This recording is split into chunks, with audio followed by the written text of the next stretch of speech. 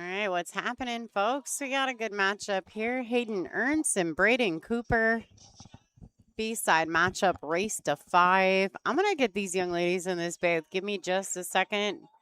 You guys, I've got a special treat for you here at the Statewide Sportsdome in Houghton Lake, Michigan. We're here for the Level Up Junior Open 9-ball championships. $6,700 in this added money into this event with some great sponsors, including McDermott, Statewide Billiards, and many, many more, including myself and Game On in Jackson, Michigan. There's just a ton of support. I'm going to go grab Ariana Houston and Meadow Johns because I think you guys are going to love these young ladies. I'll be right back. Play a little music in the background just to keep you guys busy. And yeah, I'm going to get some ladies in the booth for you.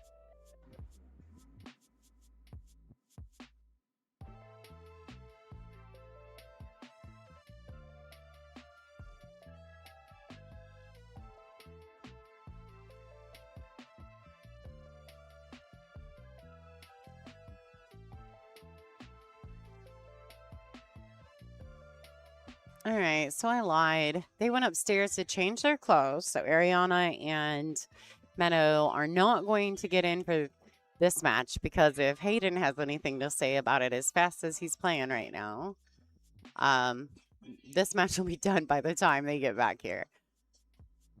So hopefully the next match, really what they're doing is they're all sweating because Lillian is still playing. And they need to know if there's going to be a playoff between them all because Lillian is in, if she wins this match, then she wins top female. Oh, Lillian did beat Alexander. So Lillian is your top female, no matter what the finish is from here on out. So congratulations to Lillian. That's amazing. Good for her. And then Meadow and Ariana tied for second in the top female, so good for them. What a good showing. There were quite a few young ladies in this event. I was really happy to see that. So we're going to get back into it. We're going to commit to the conversation here about Hayden Ertz and Braden Cooper. Now, I have not gotten to see Braden play at all. I'm not sure if he had any showings on the feature yesterday during the chip frenzy because there was a portion of the event that I was helping out. So we just put some music on and let you guys watch. There really was no way to score a chip tournament, so we just kind of let you guys go. But Hayden is looking pretty tricky right now.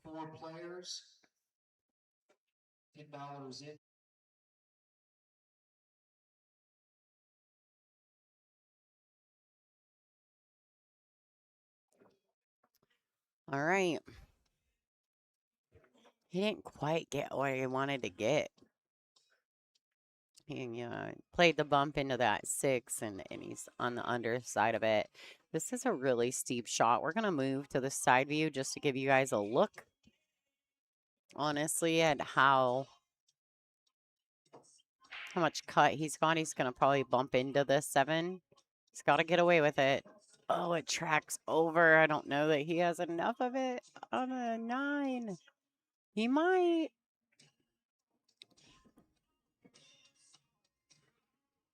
He's crossing over the bank. Playing on 2-way on that. Oh, and it rolls wide. Wow, that's wild. All right, so this is Braden. Braden's got an opportunity here. It's tough. You may have to come with one good one. Shooting it to the outside of the pocket. Opens that pocket up. Pulls that 7 ball away from the points of the pocket. Wow. Tough shot. Very tough shot. All right. He's just going to roll her in nicely. Let that cue ball track naturally down table for the 8. Not going to lie. I watched Hayden play a lot of times. I don't know that he's ever quite settled in this event just yet. But I can tell you that he is more than capable. He is a solid young man. All right, so it's Braden's break. Hayden taking rack number 1. Back to work they go. Braden Cooper. 521 Fargo versus Hayden Ernst, who's a 707 Fargo.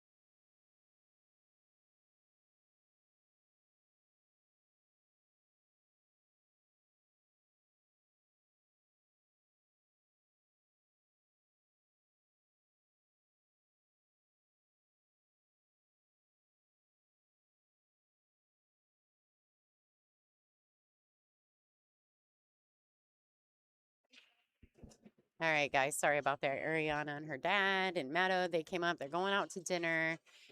So,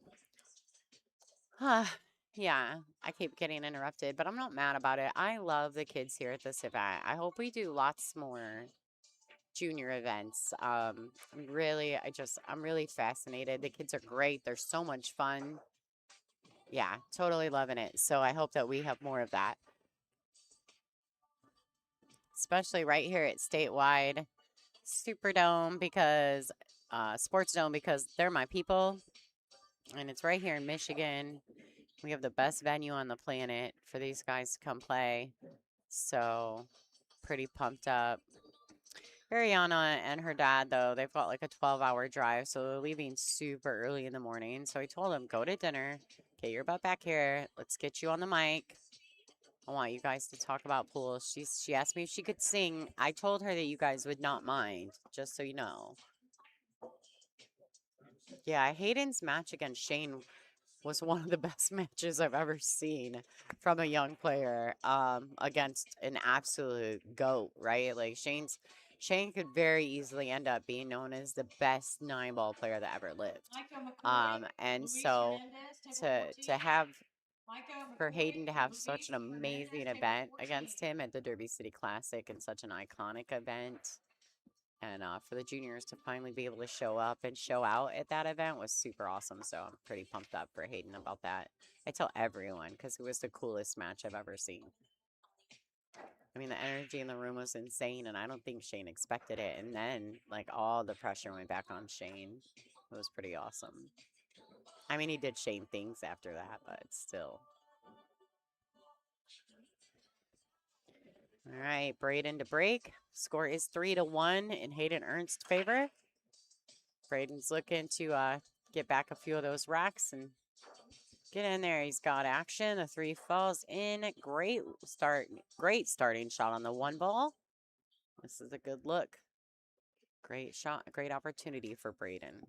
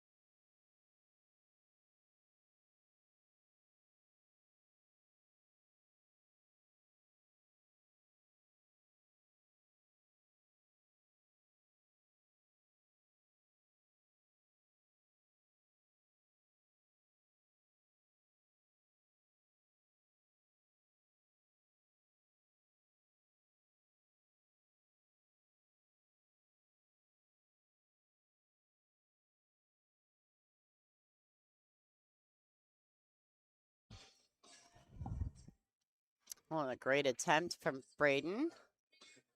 He did try. Like, sorry guys, I keep having to mute my mic, which is something I don't have to do a lot. Typically when I'm streaming with the tour because nobody bugs me often when I'm working on tour.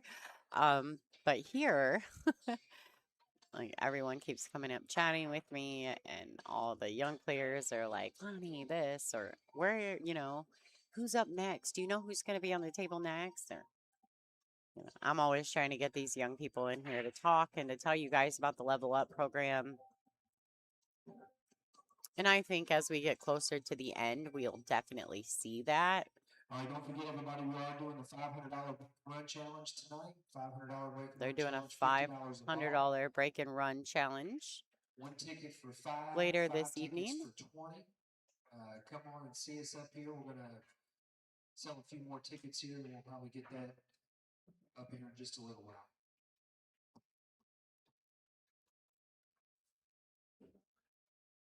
All right, Hayden back at the table, trying to get Under the 6. Oh, he felt like the cue ball was tracking very quickly.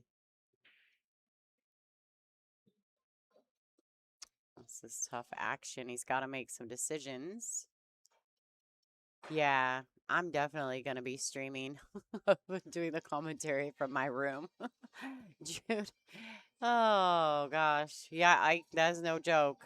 Jude I think they would all agree with you. Like, and it's funny because when we first talked about setting up, we actually discussed the fact that my room is literally, you can see my window at the top left of your screen. That's my room. I'm right off the playing surface in the very first room, um, with a window, of course, so I can see out, and typically I can hear what's going on at night. And like if there's action, they always play on this table. And so I'm very keyed in when I'm at the sports dome. And so that's my spot, right? Well, um, I was like, man, I almost could set up a table and have Greg unscrew my window so I can open it because I want to climb in and out of it, and just set up my booth right inside my window. If he'd make me a sliding glass door, I told him, get rid of the air conditioner and the heater. I don't need it. Like, I don't need it. I'll just leave my door open, and this room air conditioner can cool down my room for me. I don't like it that cold anyway, and I'll just sleep in there. I can set up a space. I really, truly think that's an option, right? I don't think Greg thought I was serious, but we're going to go into that conversation further. Hayden Ernst on the hill, ladies and gentlemen, 4-1 over Braden Cooper. Don't scratch. He wants a look on the, oh boy. He wants a look on the 2. Does he have it? Two more adult Oh. junior teams, and it'll be full. All right, great safety play from Hayden there. That's what you got to do.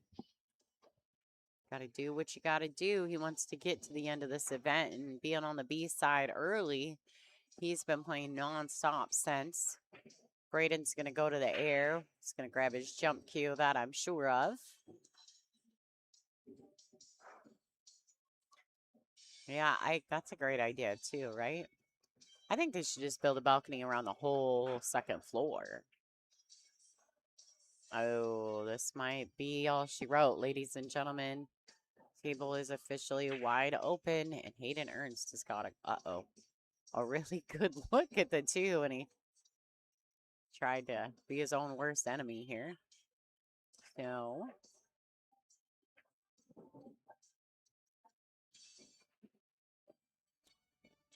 he's under this 4. It's quite steep. Does he need to swing it around?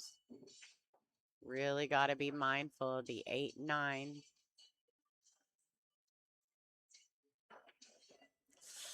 Yeah. Oh, all things bad happening right there, and I think the kid's got a look. He sure does. All right, clean living.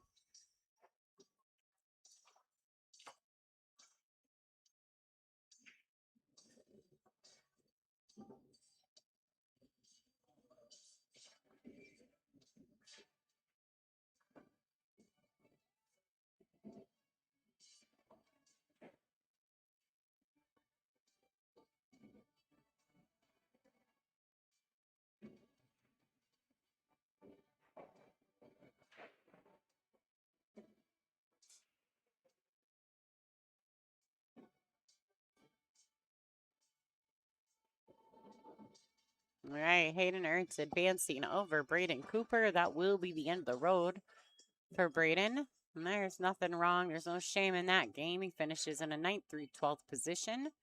Congratulations to him. 44 players. It's nothing to hold your head about. All right, so Colton Peach has advanced. He will be playing Denzel DeCastro for the hot seat at this event. Guaranteed 3rd place. A good showing for both of those young men. Jackson Bully Chuck is waiting for the winner of Louis Hernandez and Micah McCoy. Not still happening. Not sure how that's going, but it did start about 5 minutes ago. So Micah's making a nice run through this event as well. Louis Hernandez also. So Micah's up 1-0 in that match on table 14. Johnny Hammondtree and Torin Pocherani. Not sure. I'm going to have to ask him how to say it. So Torin and Johnny are playing right now, and they're tied at 4. So it's a hill-hill match on table 13. Let's go to our side view. And actually, if I pull back just a tad, I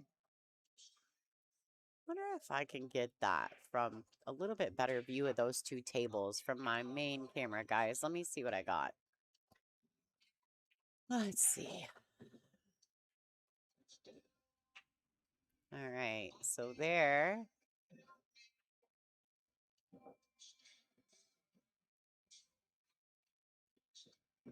All right, there's Torin and Johnny, and the table next to them.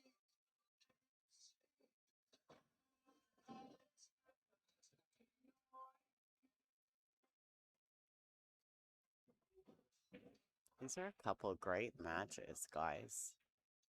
It's actually 3 good matches in a row. Playing the hot seat match. Table 12. Colton Peach, Denzel DeCastro, table 12. We're going to have a match on the feature here in just a minute. The hot seat match. Colton Peach and Denzel DeCastro.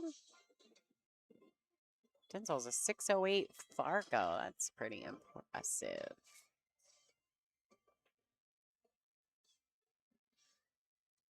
Playing the hot seats. Jonathan Rose waiting. Hayden Ernst waiting. Babe, catch up. Pool ball. Where did it go? A cue ball just rolled straight through all of us. Micah's like, I got it. I got it. All right, so Micah's chasing that one down. Waiting on Colton and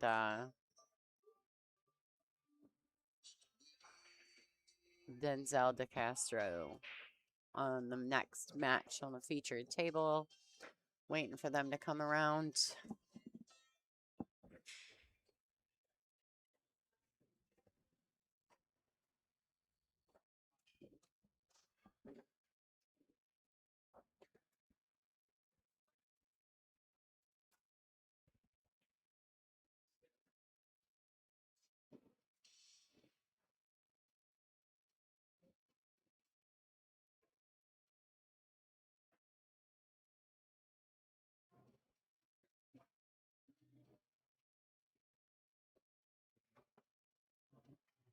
All right, so Colton's ready to go. Let's just talk a little bit about the scores, what's happening here. Micah's up 3-0 over Louis. He's on that middle table there. Torin and Johnny are 4-4. Jackson's up 3-2 over Lillian at the moment on table 15. So these young men are getting ready to start their hot seat match. Let's swing the camera back to our featured table so we can watch.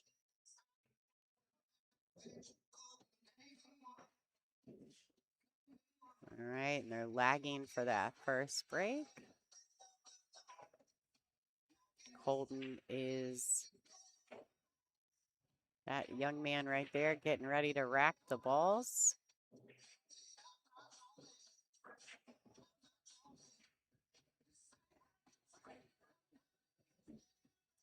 Just get that set right. Ladies and gentlemen, this is your hot seat match. One of these two players is guaranteed a spot in the finals.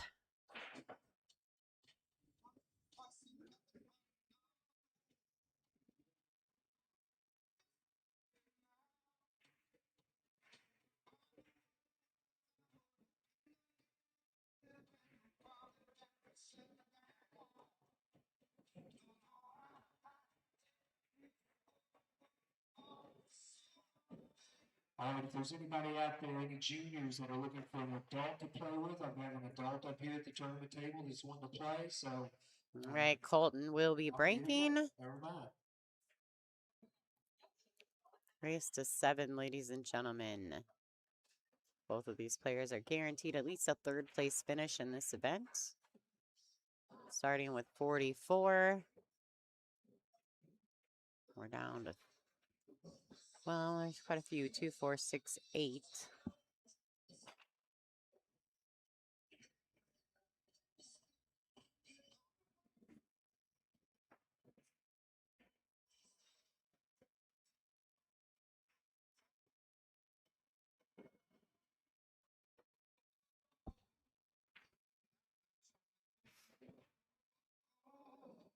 All right, dry break from Colton.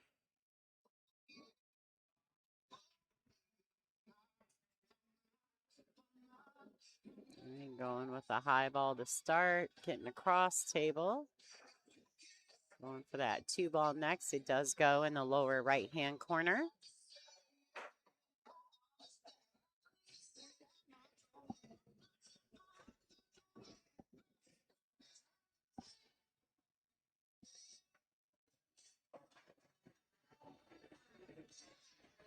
All right, good shot on the 2. Denzel looks very determined here. Guys know, if you guys, hi Gene Miller, how you doing? Tell Mina and Roscoe we said hello and thanks so much for supporting the juniors here at the Level Up event. This is the Level Up Thunderdome Junior 9-ball open. It's co-ed. There's a top prize for the 14 youth top finisher. There's a prize for the top female finisher as well. $6,700 added to this event. All right, I like the way Denzel strikes that ball. He comes around 3 rails. Little bounce on the edge there. Probably a tiny bit flatter than he would have preferred. Yeah, he's pretty straight. He does have room to cheat the pocket. These pockets are a little bit big. I mean, they're standard 7-foot diamond pockets. So, oh, well, kids are brave around here. No fear at all. All right, so this is a tough shot. I mean, if he goes for the cut, it's very steep.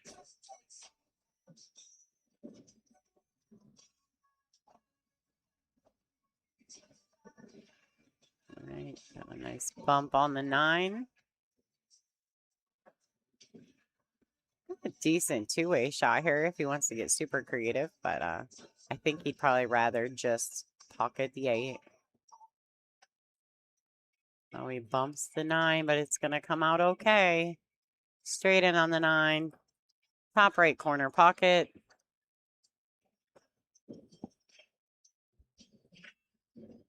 And there you have it. Taking rack number 1. Denzel DeCastro from Canada versus Colton Peach. These two are your final 2 on the A side. Playing for the hot seat. Trying to get themselves a seat in the finals. But both players guaranteed at least 3rd place finish. Whoever wins this will guarantee themselves at least a 2nd place finish. This is a good showing for both of these young men. All right. So Denzel does take advantage of that dry break from Colton in rack number 1. They're getting ready to break rack 2.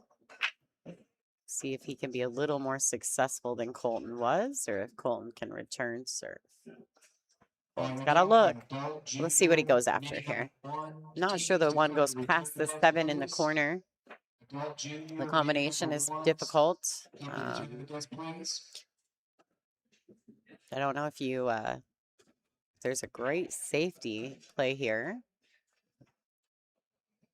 And if the 1-7's available, if he's comfortable with something like that, it's a pretty steep combination. Let's go to the side view. I don't think that helps. Unfortunately,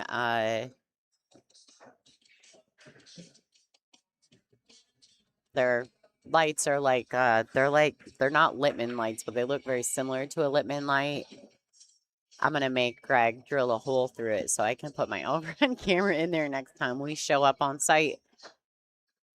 Pray for me that Greg doesn't threaten my life after I tell him he's going to cut a hole in his light, but that's what's going to happen. I can't do it without my overhead view. I really enjoy that view. All right, you got to knock that in. A little double bump there works out nicely. Colton's having a beautiful event here in Houghton Lake, Michigan. I'm sure a nice finish would be make him very, very happy. Wow. How did that ball not fall in there? I don't think that's even possible. Is that a thing? Huh. Interesting. I will say something that I like about the Level Up program. There are 3 keywords are commit, connect, and win.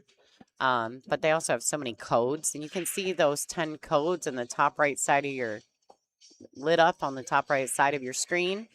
Those codes, they're pretty clear. They're real transparent. I love number 5, don't scratch, right? The kiss of death in pool is the scratch shot, right? So I love that so much. But if you want to become part, if you know a junior level player that would like to be part of something like this, you can go to Level Up Facebook, to their Facebook page, and they have a Shopify account. You can go there, and for $80, you can buy the Level Up Junior Starter Package. I think it's like $70 or $80. You get a ton of stuff in this package, and then you have to make the commitment. You have to be willing to make the commitment to 10,000 hours. 10,000 hours, right? So every 1,000 hours, you get a level up, and you get a gift, and things like jerseys and pool stick cases and so many cool things. So if that's something you're interested, or if you know a junior that maybe, go to the Level Up program Facebook page and get signed up. I think it's a fabulous opportunity. All right, here we go. This is for All right, ladies and gentlemen, this is a Up race Juniors to Thunderdome. 7. This is mini number 1. Denzel is up 2-0 over Colton Peach. Team Jewel versus Team Rare Braid. Colton really could use a monster break right here, just and one Armani. time. So Next match is Team Wolverton. let's and go, Hunter Colton. Armani. We're going to cheer for Third him to match have a is great Jasmine break. and Jason versus Make this Jimmy and match a Dakota. fun one, very Jackson competitive and match. Jason versus Jimmy and Dakota. So far, it's really been The kind last of a match is tale of the Harry break. and Calvin So versus Brett and Gage. Harry and Calvin versus Brett and they're Gage. not using a template rack, they're hand Any racking. kind of tables that are out there that are Wow, look at that break. What? 1, 2, 3, 4, 5, 6. He makes 3 balls on the break, ladies and gentlemen. These are going to be races And he's to got a 3. great look at the Races one. to 3. I like 9 playing this with a high yes. right hand spin, catching it really kind of rail first, hitting it just before the ball. That way the cue ball tracks forward, just like this.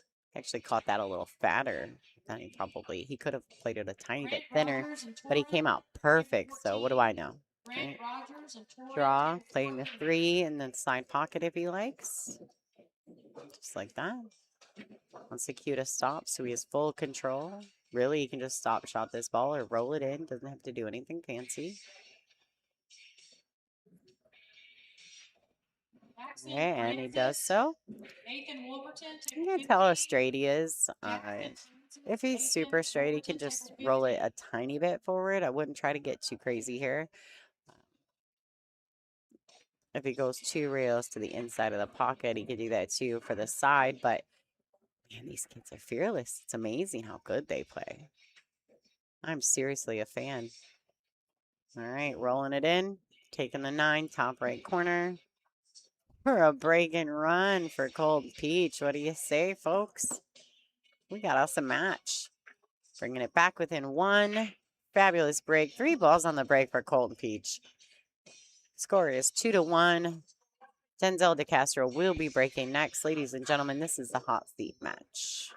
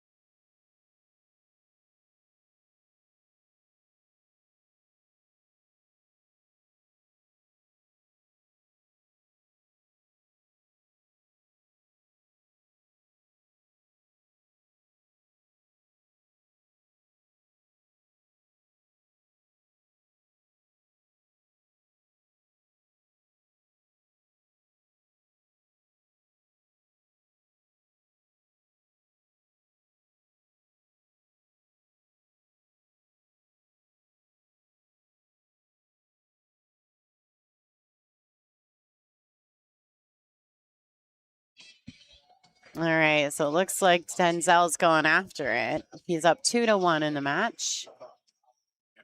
Really has a nice stroke. Unfortunately, he's let his cue ball go. Is that 9 going to stop? And it did. It stopped him.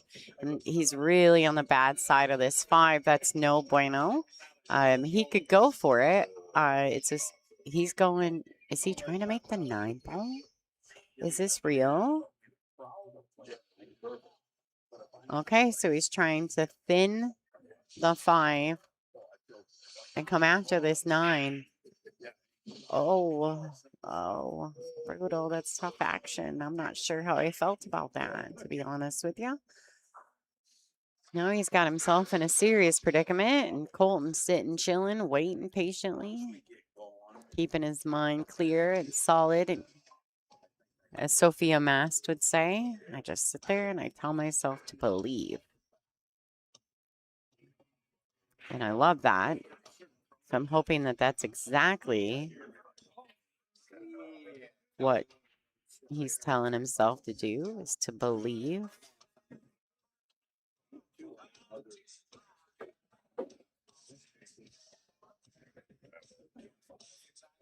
Guys, make sure you are sharing, liking, subscribing, all the things. Really could use the viewers here. I know there's a lot going on in the pool world right now, but trust me, these guys right here, this is the future of our sport.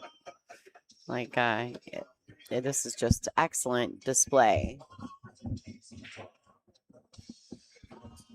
Excellent display of talent in the room. All right.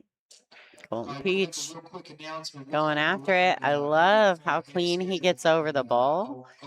How he's got that nice hesitation. He hesitates away from the ball just a bit.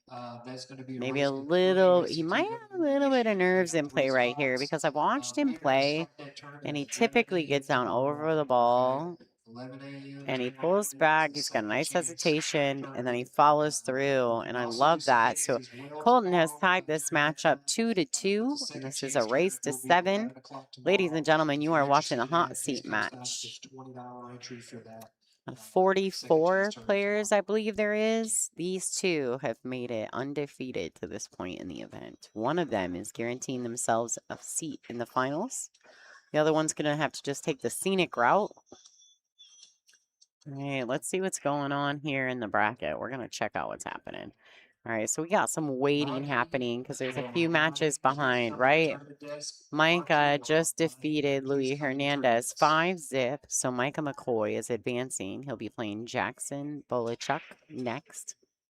Torrin defeated Johnny Hammondtree 5-4. So it was a very close match. He'll be playing Grant Rogers, who we saw in the last match 2 matches ago. Jackson Francis defeated Lillian. He's now competing with Alan Wolverton. Just lost from the A side. And Hayden Ernst defeats Braden Cooper 5-1. Waiting for the winner of Jackson Francis and Ethan Wolverton. That's a good match right there. We'll see what happens. We'll keep guys posted on that. Like I said, currently you are watching the hot seat match. Colton and Denzel grinding it out. The score is tied 2-2, although it's not updated properly on your screen. I promise it is. Anyone interested in donating to the stream, please check it out. You can Venmo me. You can also send it via PayPal. My information's top left of the corner. In the corner, Level Up is not paying me to be here, neither is Statewide. Although I do have to say thank you to them for sponsoring and making sure I had my room available. But I am doing this pro bono for Level Up in the junior program. So anyone interested in donating to help offset some of the expenses here, I do eat a lot. And it's a 3-hour drive to get me here with all my equipment. So any help would be appreciated. All right, let's go. Denzel 2-1 or 2-2, sorry, over Colton Peach. Makes a nice jump, gets a good hit. Colton's got to make a decision. Do you go for it? Or do you play conservative and say bank the 1 up by the 4 to the Q under that 2 ball?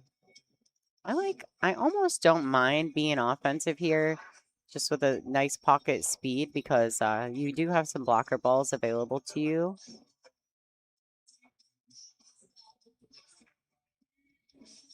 But what do you need blocker balls for? He drains it. Back of the pocket. Looking straight down the barrel of this 2 ball. Great shot from Colton Peach.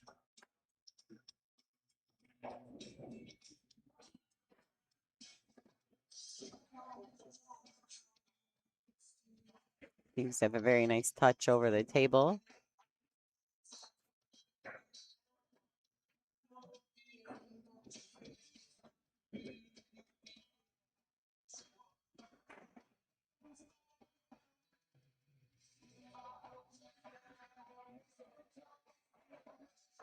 Here's a look at what's going on around the room.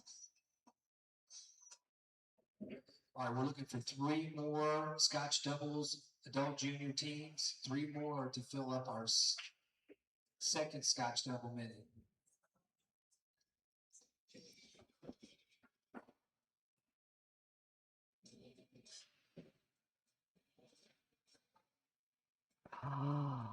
Oh boy.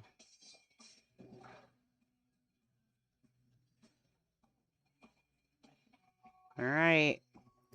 Guys, well, Denzel's doing what he's doing here. I gotta do a little calibrating because I rebooted all kinds of things. Oh, whoa. So, gotta recalibrate for a second. I apologize. There we go.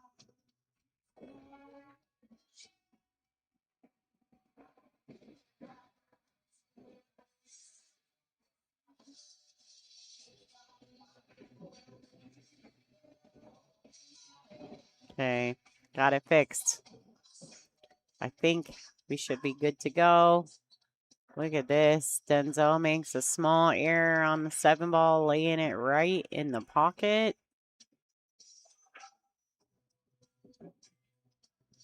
Colton makes the 7. Cue ball travels way too far here.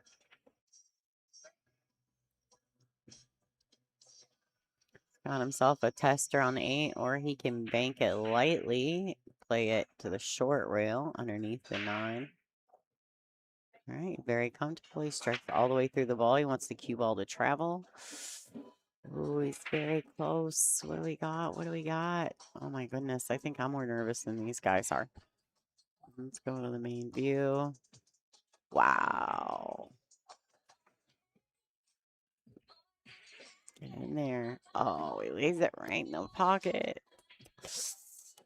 All right, the score should be 2-2. I'm not sure why it's not updated. I might be wrong, but I don't think that I am. All right. Denzel DeCastro getting away with one. Should be 3-2. Maybe I'm wrong, because nobody's updating it. So maybe it's 3-1 and I missed something. No, it says 3-2. There we go. They updated it. 3-2. Denzel in the lead. Race to 7. And he's breaking. Let's go.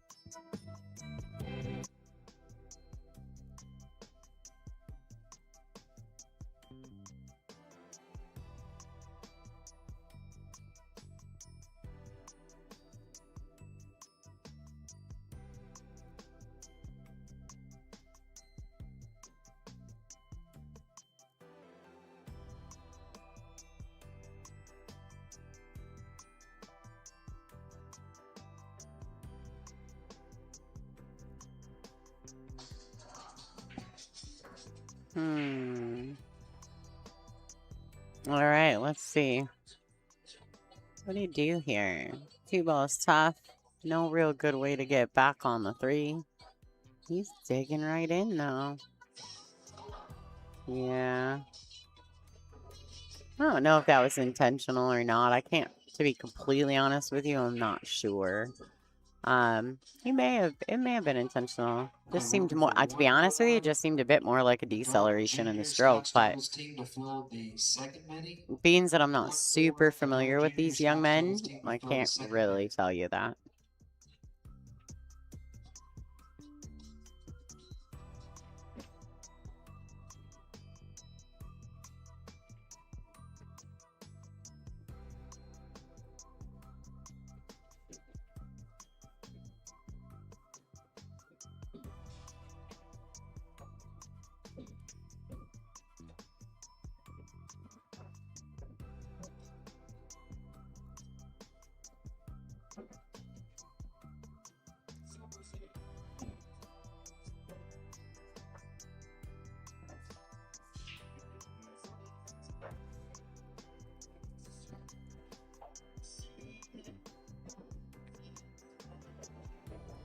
All right, well. Interesting.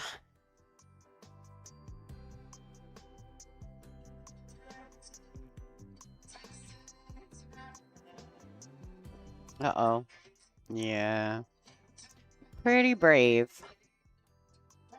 He's very brave, but I actually wonder if he can't see it'd be our right side edge of the 5 or the 4 ball. If he can, lots of things could happen. He could bank it out. Play containing safety. He could try to ride the 9. Does he swing at the bank? Oh. That's brutal. Yeah, that's tough action with the 9 ball right there. I mean, the cue ball really gets no forward movement.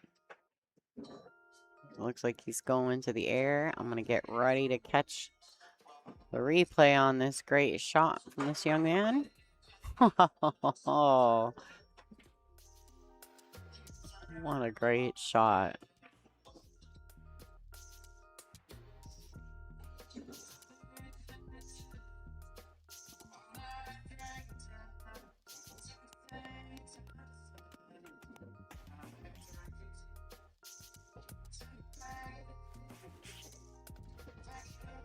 I'm going to show you that sweet replay here in just a few minutes.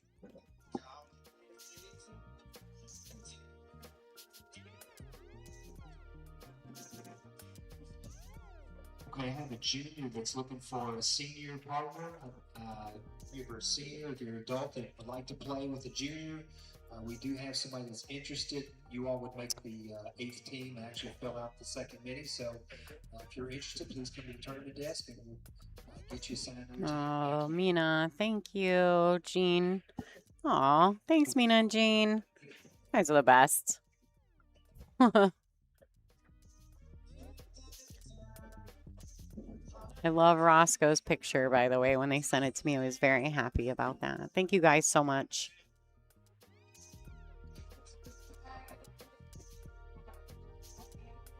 They do have really good food here, by the way. I know nobody likes to come to Michigan where it's super cold, but they have great food here.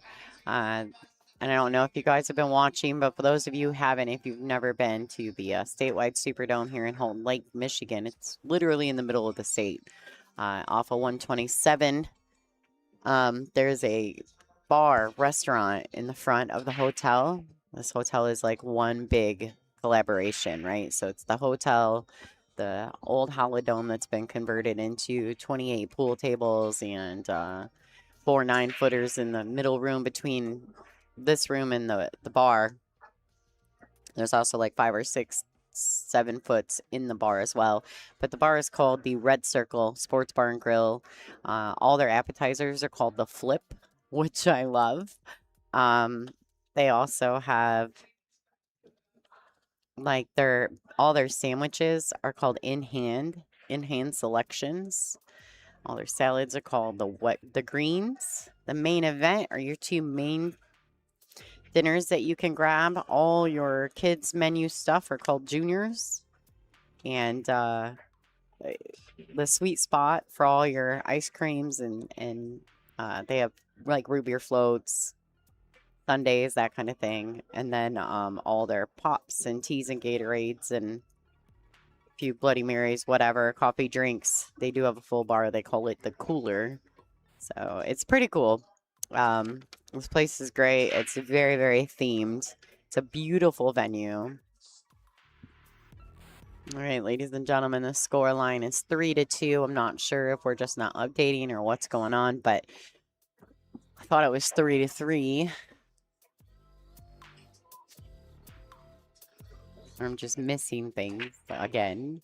A little score update from what's going on around the room. I don't know what's going on with Mike McCoy and Jackson Chuck, but they're currently playing right next, literally right next to the feature table.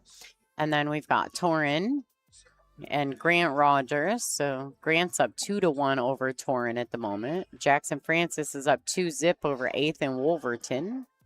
Jackson's kind of the local favorite. And then, of course, these gentlemen. So those are final 8 at this event. We've got 3 Canadian players still in the event, still chugging right along. One of them is this young man, Denzel DeCastro. So it's pretty cool. It's a great event. There's $6,700 added, I believe, to the event. All sponsorship. Shout out to all the sponsors you see scrolling through on the left side of your screen. Corner Pocket Apparel came on site to do on-site event shirts. Glenny Tavern. I love that place. It's a great little spot, kind of in the thumb area of the state. Railbirds Productions. Thanks to Sherry and Kevin Ross for supporting this event. C4C. IQClinic.com. In the Box Sportswear is the official apparel sponsor for Level Up program. Big Reds, which is Q Repair. Game On in Jackson, Michigan. Misty Meadows. Super Shop Billiard Supplies. Mina Travis and her cute little picture of Roscoe. Memento Mori. Cues, custom cues. They also have the Kaya Sportsmanship Award available. Bridgemates. There's so many people that jumped on board, so thank you to them. McDermott, of course, for being super invested. They became one of the presenting sponsors for this event.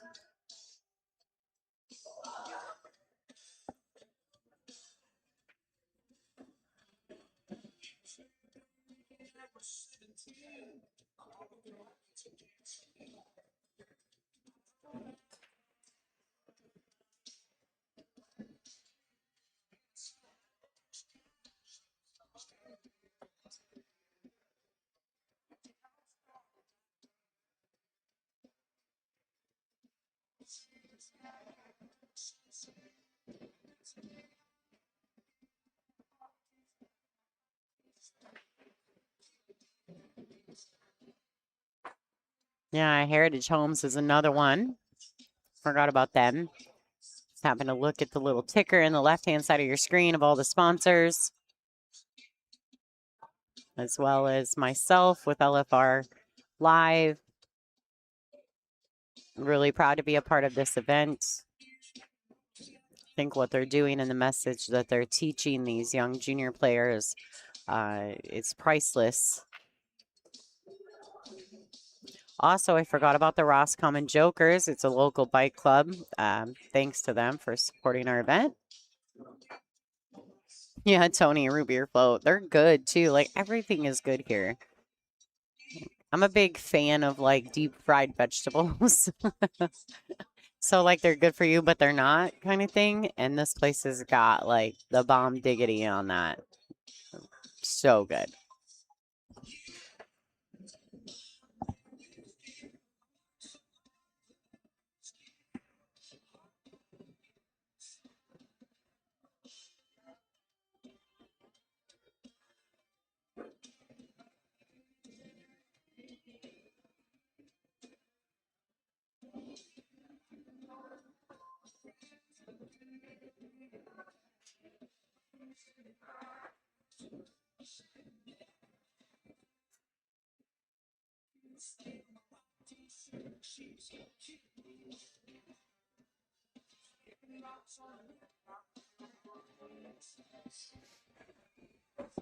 All right, Colton Peach score has been fixed. Colton Peach up 4-3 over Canadian youngster Denzel DeCastro. He has played amazing, by the way. Glenny's 30 minutes north of Hale, by the way, not on the thumb. I feel like it's the thumb. Don't yell at me. I've been to Glenny Tavern, by the way. Like, I just didn't drive there. So that's what I felt like. I felt like it was kind of in the thumbish area. That side, right? It's on that side of the state. Listen, I'm as south as you can get in Michigan. Most people just think I'm from Ohio, so what do I know? All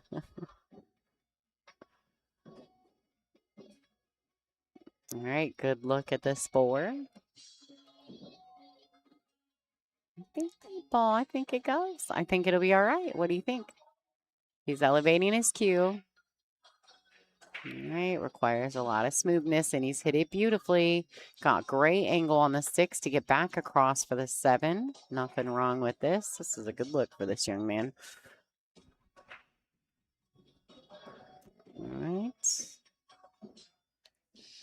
Okay, attention everybody. I need all the adult junior Scotch doubles in the second mini. I need you guys to report to the tournament desk. We've got that full and ready to send you guys out on your matches. Adult junior mini number 2, please come to the tournament desk. Thank you. All right, so on a bar table, this is one of my least favorite shots, and this is why. So the cue ball is on the rail, right? And if you use a little outside on this, it gets squirrely on you, and it comes straight off the rail, just like that. And you think that it's going to go around, so you actually have to play for the bump. You absolutely have to play for the bump. Like, even if you use inside or outside, you're going to hit that. You're going to come straight off that rail. Don't know why. Happens every time on a 7-foot table. But you have to play for the bump into the 9. You cannot avoid it. All right, so the score is now tied 4-4. Ladies and gentlemen, that makes this a straight race to 3. First one to 7 is going to win the hot seat and guarantee themselves in a seat in the finals.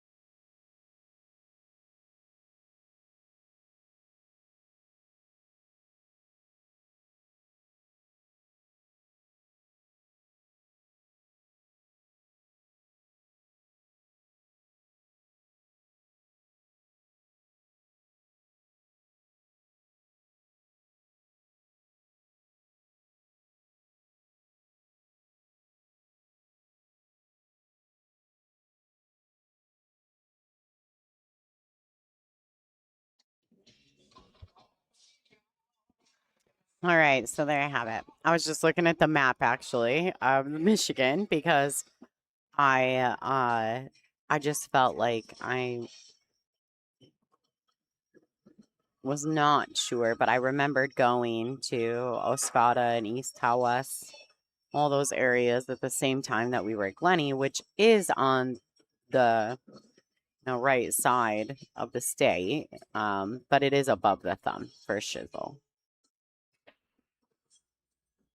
I mean, I spent like 3 days in the Glenny Tavern. It was a good time. It's a great location, by the way. Super fun. Just a good locals bar. All right, Colton Peach. Taking it up. Taking it back a net. Just a notch. I think the score should be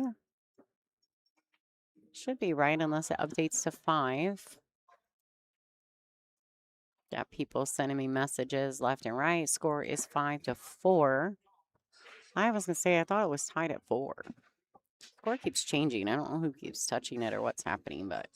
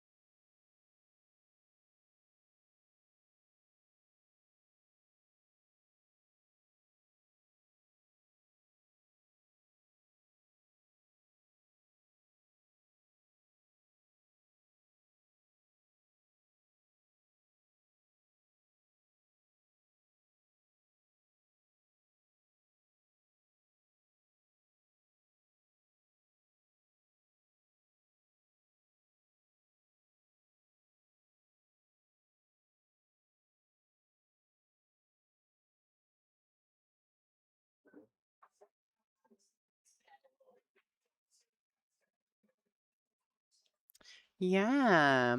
Yeah, Brandon and hi, Shaky Break. Yeah, Brandon and I did go to the Scotch doubles. I think we got second. And I think we lost in the finals. It was brutal. I was tired. Oh my gosh, we were up all night the night before. And then I got third in that singles, and Brandon actually took second. He lost to Rich Schmiegel in the finals. But it was wild because the three of us are very good friends, and we hadn't seen Rich in a really long time, so it was a good time at the Glenny Tavern. We really liked being there. Good time. All right, so Colton and Denzel are currently tied at 5. People messaging me for other things right now. Lots of things going back home, so I'm multitasking while these young men battle for their tournament life. 5-5, race to 7. They're going rack for rack with each other. What a good match these two are putting on. Good show for everybody at home. If you guys are interested, please take a second to subscribe to the channel. We're on the rebuild. So we appreciate all the support. We're also looking forward to potentially going to Nebraska next year for the VNEA Junior International Championships. So make sure you follow. Subscribe to the channel. You always know when we go live. I was really excited when Level Up and Statewide reached out to me and asked me to come stream the junior event here, and I've had a really good time. I'm loving getting to know the players. Here in a little while, we're going to get Ariana Houston and Meadow Johns in the booth to chat with you guys and talk a little bit about pool, but they were starving, so they wanted to go to dinner. So they went out, grabbed some food. They'll be back here in just a bit.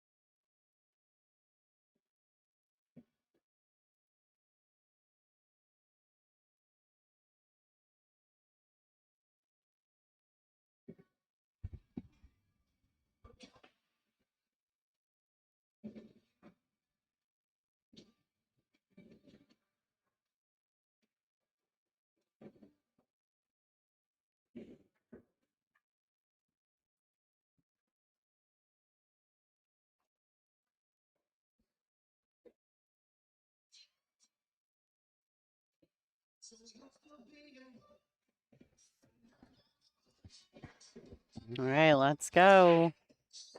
Oh boy. Denzel on the hill. Woo.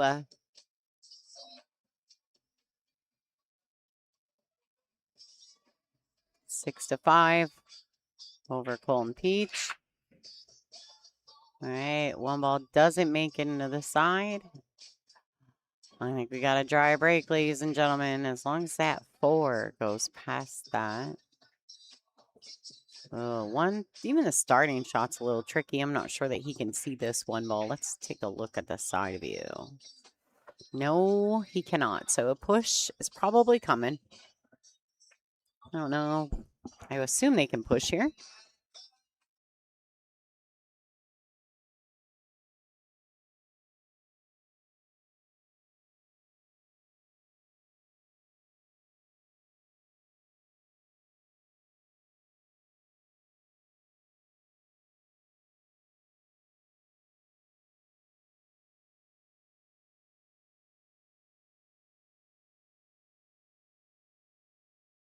Lady's going to the air.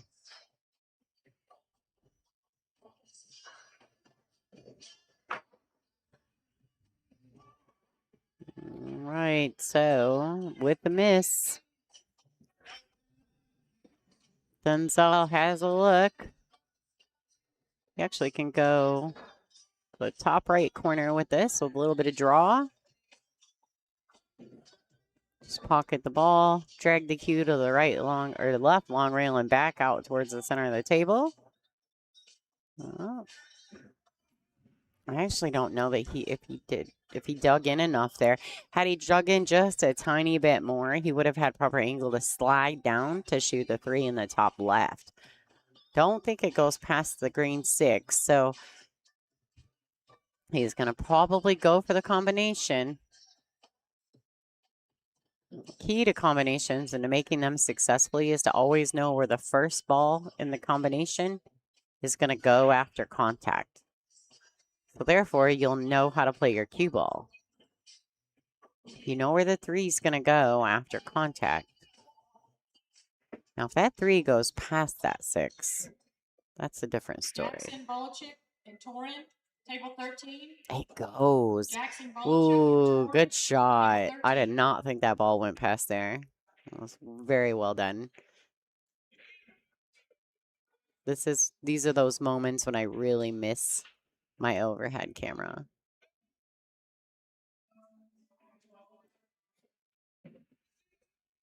Alrighty.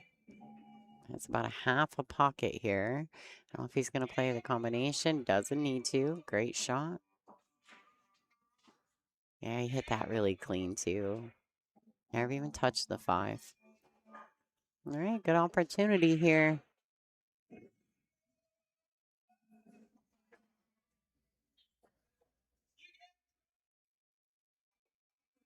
All right, so with the extension, I actually I really like drawing this ball under the 7, like to the left of this 7, and getting all the way back down table if he can, but if he can't, just accepting it.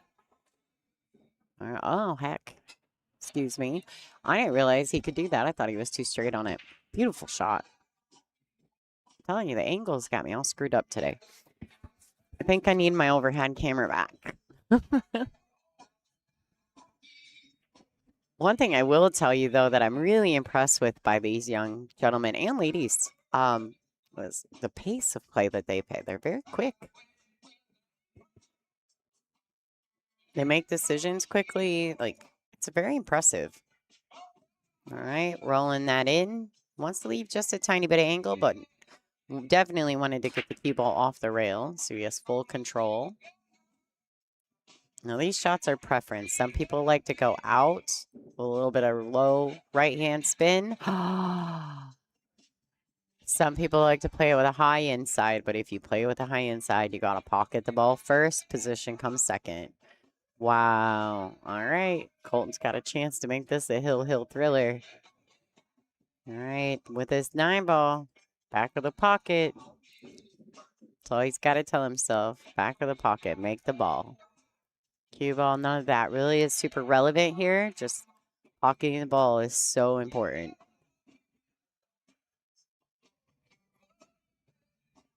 And he's made it. Look at this, folks. A hill thriller. And I believe Colton Peach will be breaking. 6-6, race to 7. This is a hot seat match. One of these gentlemen is going to guarantee themselves a seat in the final. The other one's going to take the scenic route back through. But third's the worst they can do. So this is a fabulous turnout. 44 players, Houghton Lake, Michigan, the Statewide Sportsdome. It's owned and operated by Statewide Billiards. The owner's Greg Thornton and his main girl and top lady in charge, Jen. She's always here, Jen White. She's the manager of this facility. And they have been so excited to have a juniors event in their facility. There's 28 7-footers in this space alone. 4 9-foot diamonds to the right, and a separate small room between this space and the bar. The bar can be closed off, but there are 4 or 5 bar tables in there. A full bar, full service, and kitchen. It's fabulous. And then 2 stories of hotel rooms all the way around this space. Windows looking out into this room. Slowly, they're refurbishing and refinishing all the spaces. Lots more work to do, but they're definitely getting there. So I love their idea and what they came up with here. Score is 6-6, ladies and gentlemen. It hasn't updated for us, but it is 6-6. This is a hill match.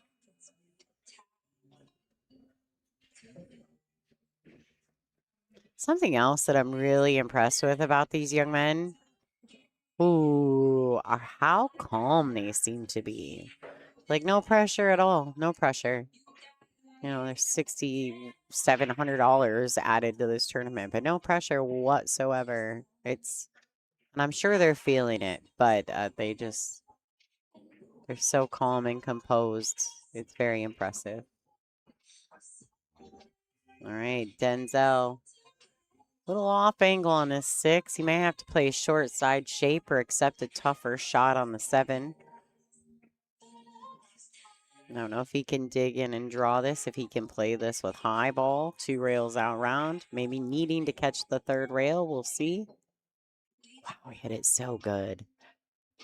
All right, so he landed on the rail here, but that's okay. He's going to play this with just a high ball. Doesn't need to put any English on it unless he absolutely wants to, but he can just roll this ball forward and take the 8 top right corner. Oh, he let go of it. Gotta come with one more. Gotta come with one more good shot. Yeah. No sense in dwelling. This is where we are.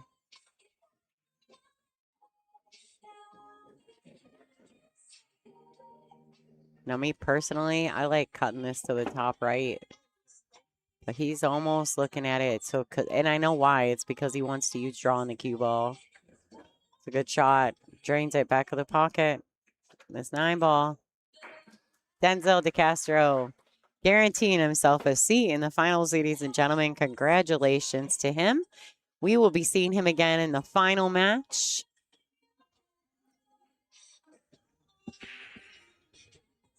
All right, Colton going to be making the scenic route back through this tournament, but he's having a fabulous event as well. I wouldn't be surprised if we see him again in that final match.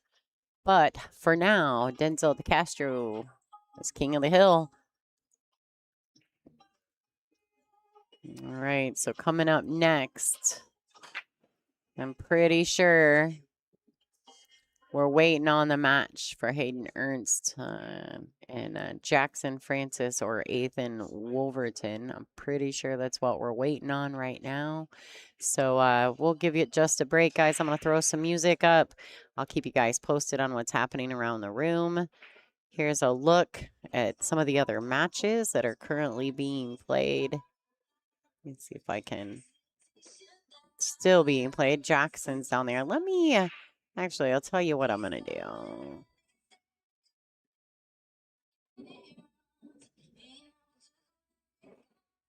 I'm going to go ahead and go to the other camera view simply because I think that I can get in on that match, those matches over there, if I just pull back from the main camera view and turn it.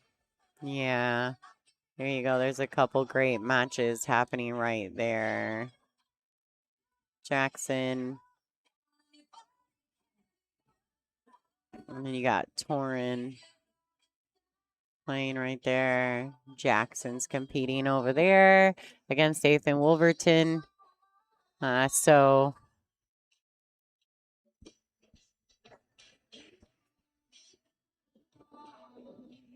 yeah, we got Torin playing Jackson, Bolychuk, both Canadian players. Scoreline's currently 1-0 I'm going to go find out who's coming up next on the feature table. My guess it's going to be the Hayden Ernst match. We're just waiting for the finish. So we may be on a small break, guys. So enjoy what's happening here. If you want to follow along with the scores, go to digitalpool.com. And those live scores will be available to you. The Jackson just win. Jackson Francis has won. So it looks like it's probably going to be Jackson and Hayden Ernst coming up on the feature table. That would be my guess. I'll be back with you guys shortly. I'm just going to go confirm that. Thanks for tuning in. My name is Lonnie Fox Raymond. You're watching LFR Live right here in Houghton Lake, Michigan at the Statewide Sportsdome for the Level Up Junior Open 9-Ball Championship.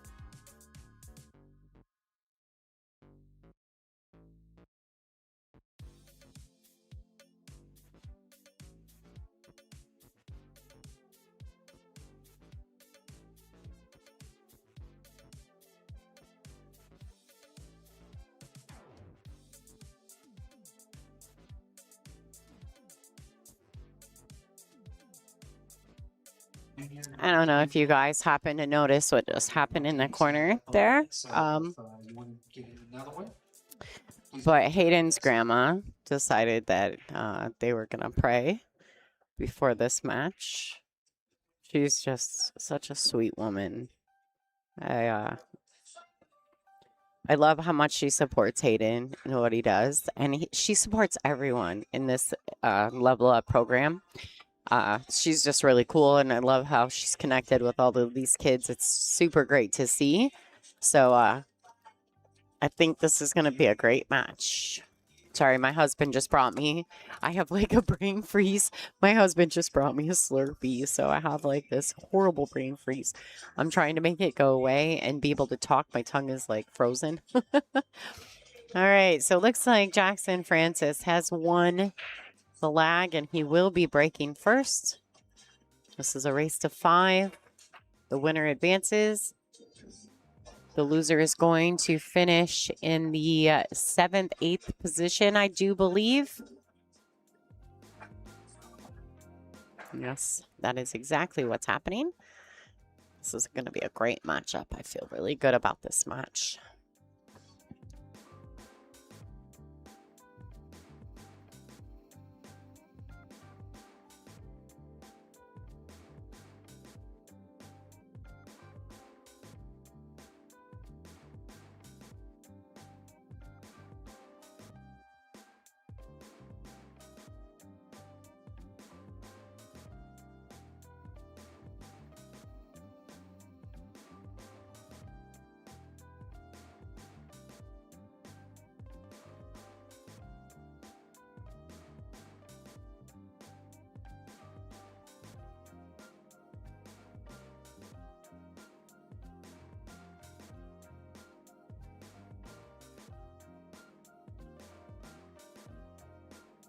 Wow, did you guys see that shot? Oh my goodness.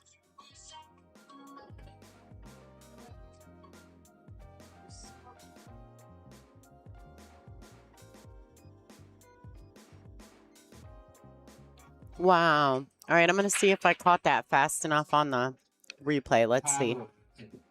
Tyler and Calliope versus. I think Hayden's grandma's going to have to pray for me that I caught that shot. Oh, I got it. This is Scotch double number How 2. good is this? Tyler Calliope versus. Oh my life. Kid plays so good. All right, great shot. Hayden Ernst taking rack number 1. Jackson Francis sitting in the chair. Hayden Ernst to break. Oh, and the 9-ball calls. Does it count? No. I think it spots up in this event. No 9s on the break. But he does pinch the 1 to the side pocket. No real look on the 3. But he's going to tuck that cue ball under the 9. A little bit of one pocket touch happening in that shot. Great shot from Hayden Ernst. Jackson's got to kick. He's going to have to try and catch the window between the 9 and the 6 with a little bit of right-hand spin. Just got to be careful not to catch the point on the side pocket. If he hits it light enough with not a lot of pace, the 3 could tuck under the 8 and leave him snookered. Oh, not quite.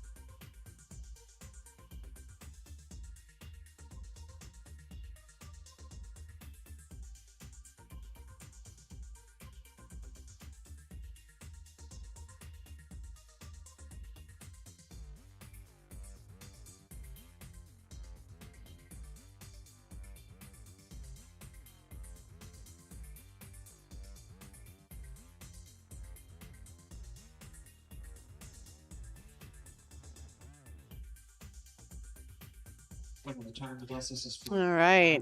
Great safety play by Hayden Ernst. Jackson's elevating. He's going to have to swerve a bit around that 9-ball. Good attempt. Hayden showed a little bit of love on that one. Like, that was a great shot.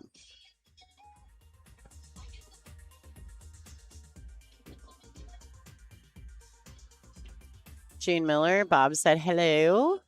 Thank you guys for tuning in.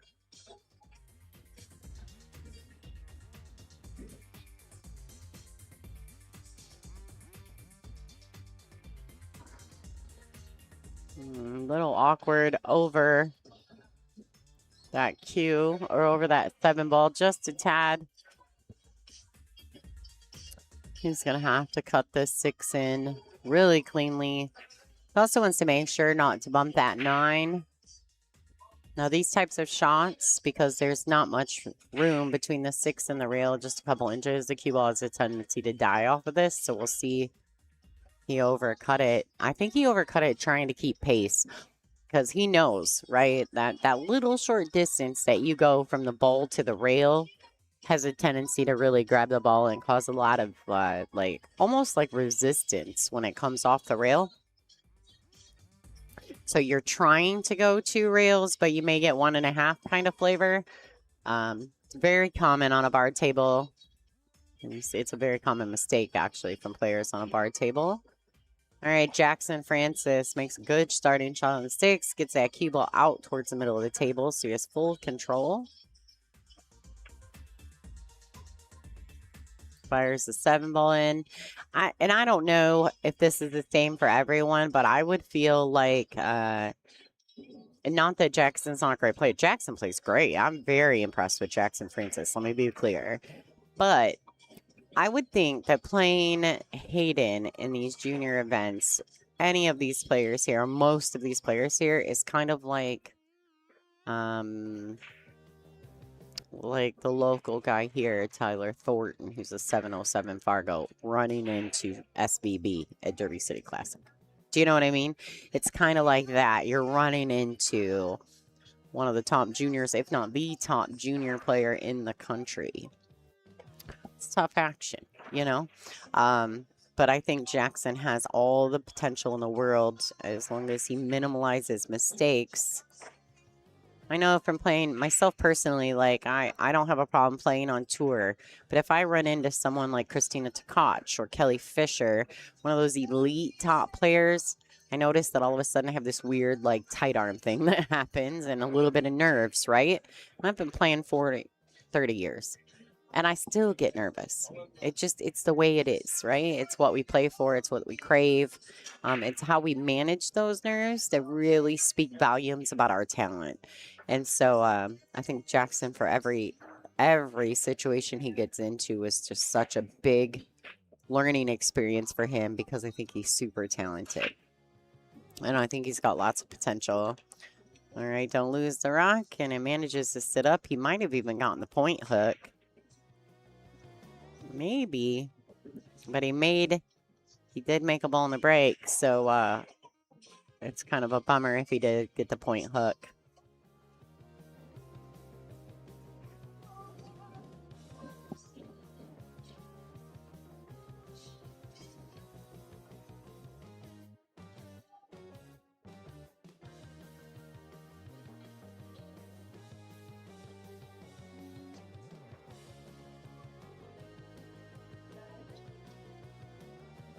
All right, everybody. Anybody at home? I know you guys are all out there doing what you do, but I know SBB is playing right now. So can somebody give me a score update in the chat? I'd really appreciate it. I'm not watching it. My husband, I think, is watching it, though. And I'm trying not to look. Trying to stay focused. This is a good match. And I'm happy about these two playing on the feature tables. So I'm going to give them their due respect.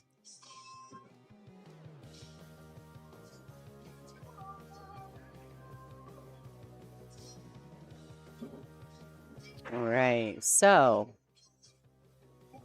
2 things happening here. If Hayden decides to stay offensive and go after this 1 ball in the side pocket, he has to miss the 4. Oh, he hits that really well. Hits it really, really well. Oh, he might be a hair off. Getting position on that 3. We'll see. Camera views can be deceiving. Wow. He strikes the ball so well. Good shot. All right. Digging in on this one. Oh. He knows. He knows he mishit that ball. He caught that ball much thinner than he wanted to. He wanted to catch that ball fatter.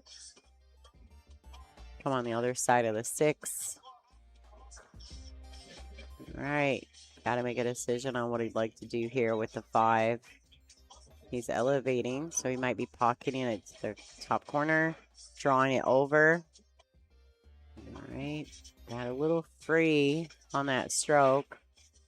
Don't know that's exactly what he was trying to do there. Tough. I don't like this shot a whole lot because I almost feel like it's a tiny bit like capable of scratching. It's like a tweener shot. That's the only way I can describe it. Like you're kind of in between with the cue ball, in between with the pocket for the object ball.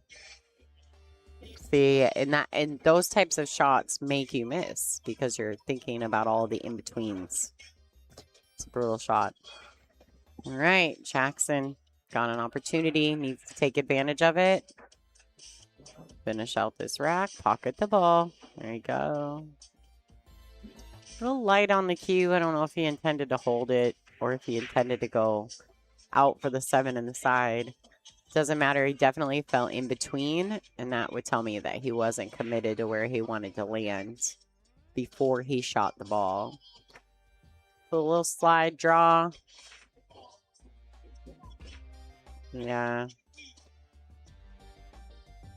Just holding the cue and accepting the longer shot of the 9 might have been the better option, better choice.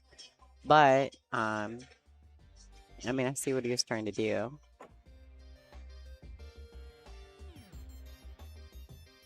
All right, combination for the win. Hayden Ernst taking rack number 3.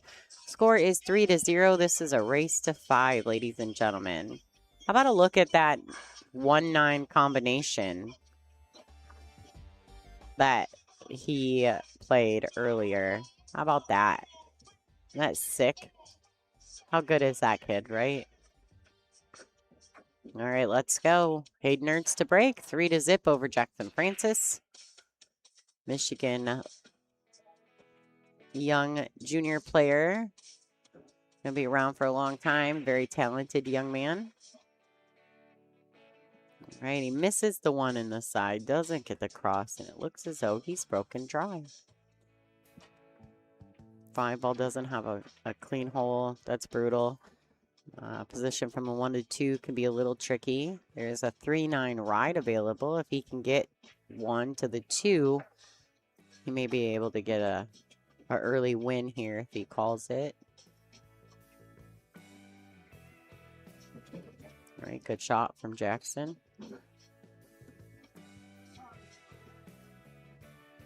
If he decides to play, okay, great shot. Oh, all right, he's all right. Oh, whoa, whoa, whoa, whoa, whoa. Talking to the cue ball there. 3-9. Anybody got the info? Come on, somebody let me know what's going on. How's SVB doing? Wow, great shot from Jackson. Great shot. But I need a little confidence booster right there.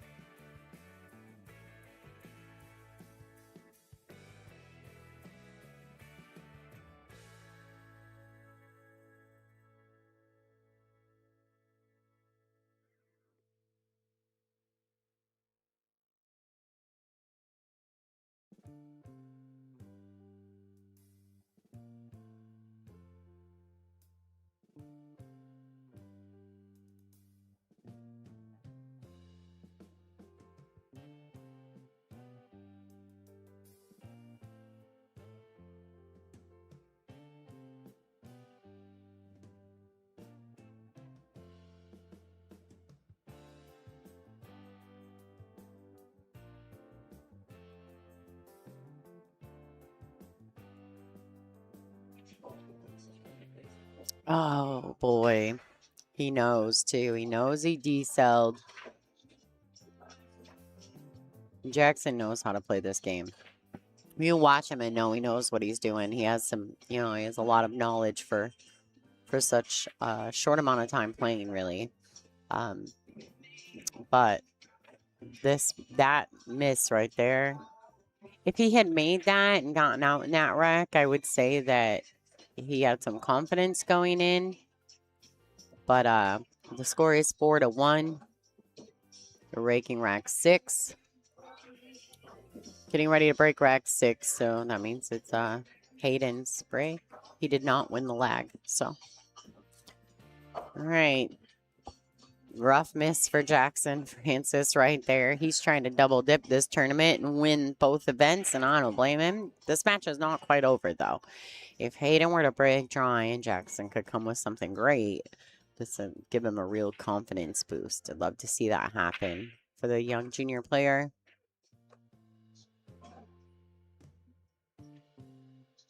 And he does break dry.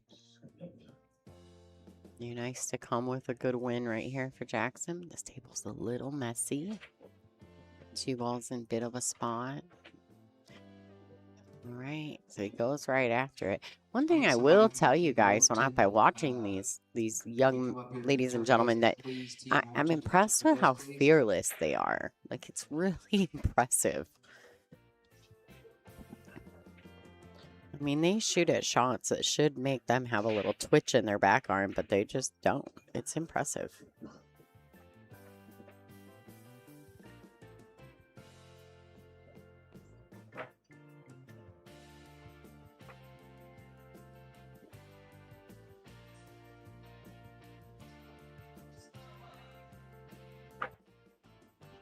Guys, make sure to, if you could do me a favor and hit the thumbs up on the stream. Give a little love. I know we don't have a ton of people watching because we're up against Shane Van Boning and that whole Arizona Open thing that's happening.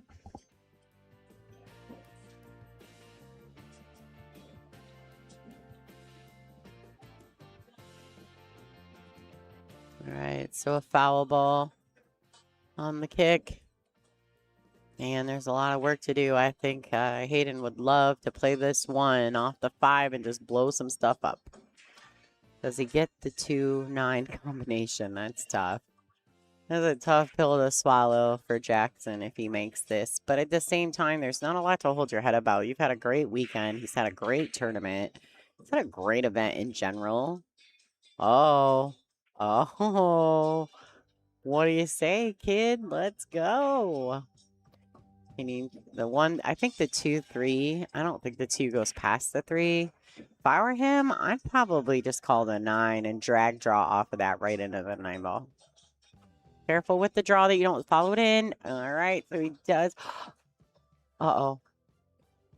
Oh, crazy. All right, great shot from Jackson Francis. Take one back. Take advantage of a Hayden Ernst mistake, man. The Maverick, I mean, he makes mistakes. If you can capitalize on them, do so. All right, score is 4-2. Hayden is sitting on the hill. It is Jackson Francis's break next.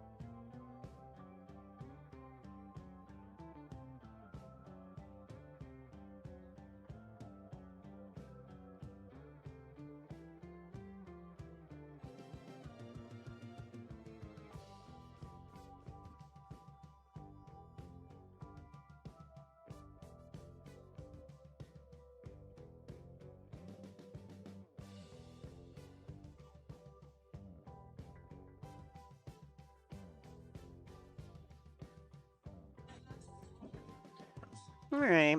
I might be just a tiny bit confused about the selection of shot there. I think it was a little too steep to cut it in the side and comfortably control the cue ball. So I kind of understood. But it's like when one thing goes, and it all goes after that. So safety play coming up. Jackson's kicking for sure. I don't think he can see any of the four to cross over it, but he might be able to.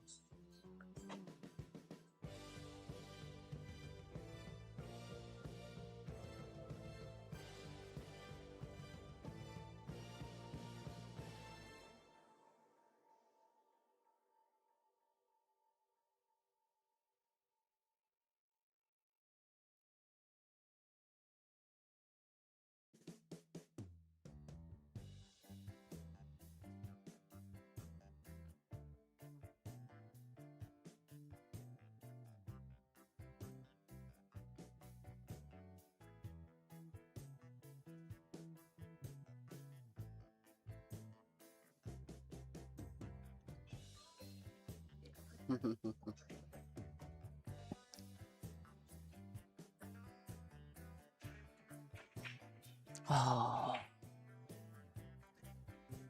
Don't get away with one. I don't care who wins personally because I like both of them. I think they're both really good players. I think, I think Houghton is the future. I think he's gonna. I really truly believe there's a chance that Hayden Ernst will end up on the Moscone Cup at some point in his career if he continues to play. And I think Jackson Francis is also a big piece of the future of what we're doing here in the United States for pool. But I'm not gonna lie, like it would be such a big. I'm always cheering for the underdog too. So although they're both great players, I would think everyone would have to agree that Jackson would technically be the underdog. But I don't think that'll stay that way forever. So he got away with that one. He knows. He went and gave Jackson a little, sorry, bud. All right. So with this 9 ball, Hayden Ernst is going to win 5-2 over Jackson Francis. So that's a 7th-8th finish and a win. Jackson Francis won the chip tournament last night. He didn't just win the chip tournament. Let's be clear.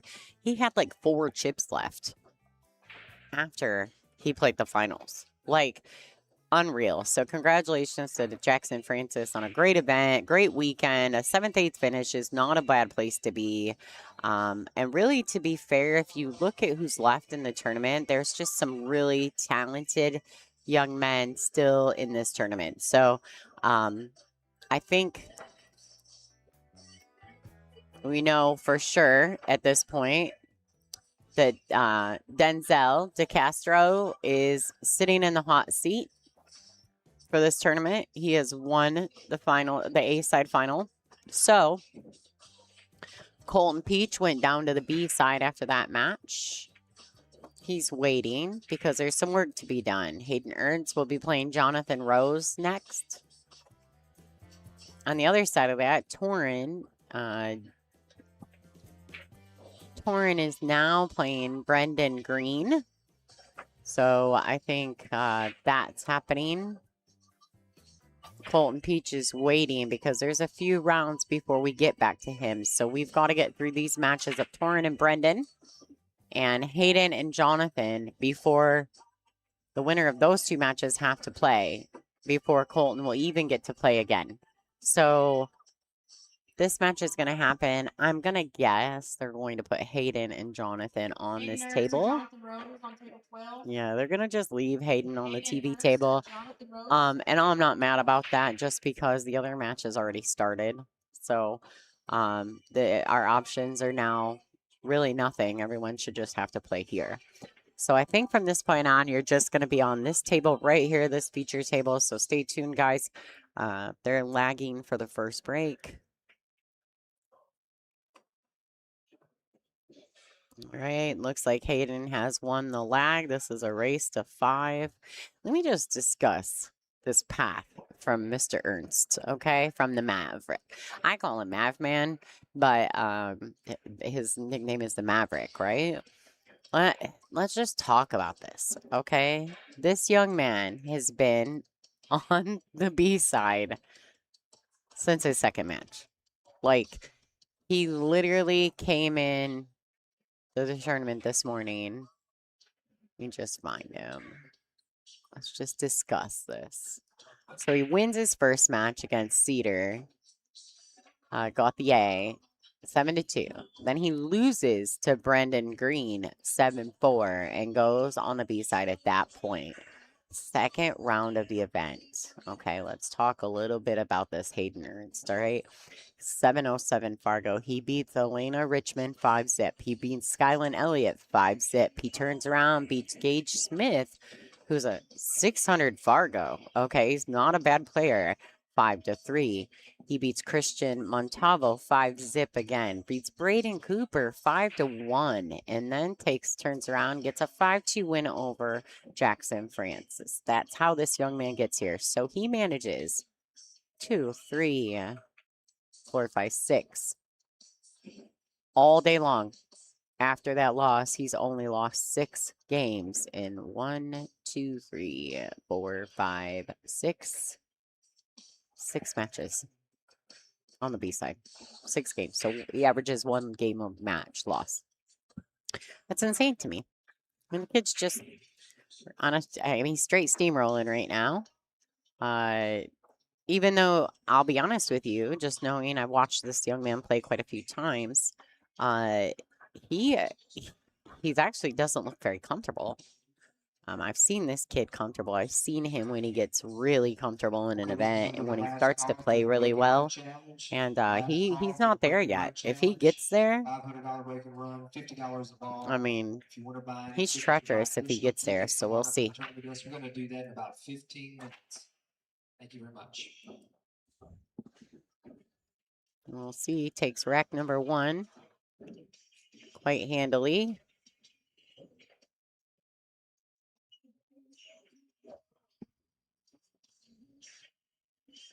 Doing Hayden Ernst things, right?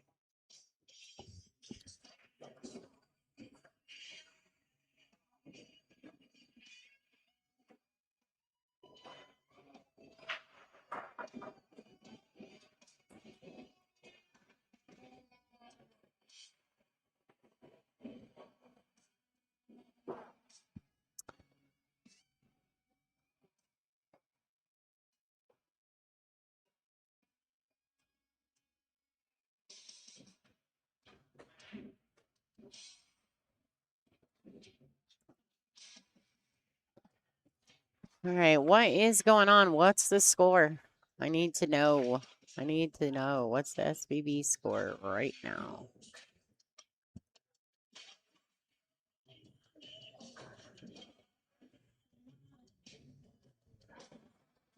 Yeah, Hayden's so, I mean, once he catches a gear, he's just absolutely treacherous. But I will say that I have a lot of respect for his work ethic because he does work hard, and it shows. Honestly, it really shows how hard he works.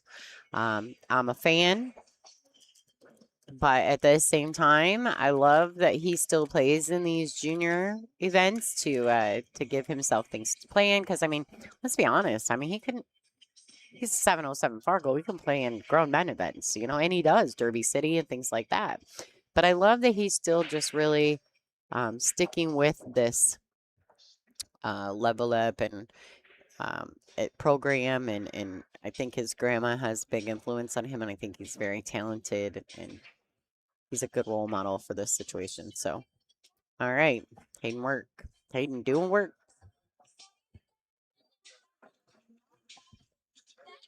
2-zip over Jonathan Rose.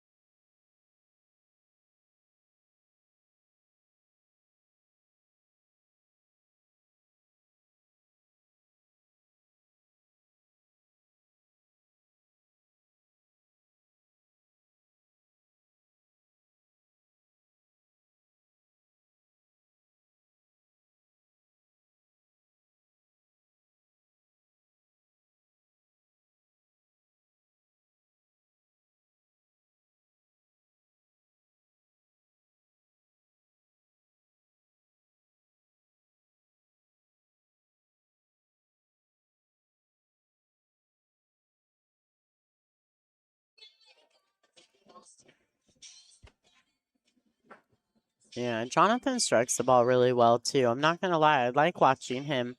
He's done pretty well on the live stream along the way. He really just needs it. Honestly, if he could just pocket. Oh, thank you, Gene. Ooh, 6-6 for SBB. All right, so the 5-9. Good opportunity here. He's just gonna roll the 5 into the 9, take the win. All right, gets himself on the board. That's a little confidence booster for Jonathan Rose. 2-1 is your score. Hayden Ernst is in the lead. This is a short race to 5. Don't go anywhere, folks. There's still more match to be played. And you never know. Jonathan he may be the upset in the tournament. We'll see. Keep watching. I think SVB is playing Carlo Beato. SVB playing Carlo Beato. Carlo Beato. 6-6. Gene Miller told me in the chat. My husband's. I don't want to watch it because I got things to do, but thanks for keeping me posted, Gene. I appreciate it.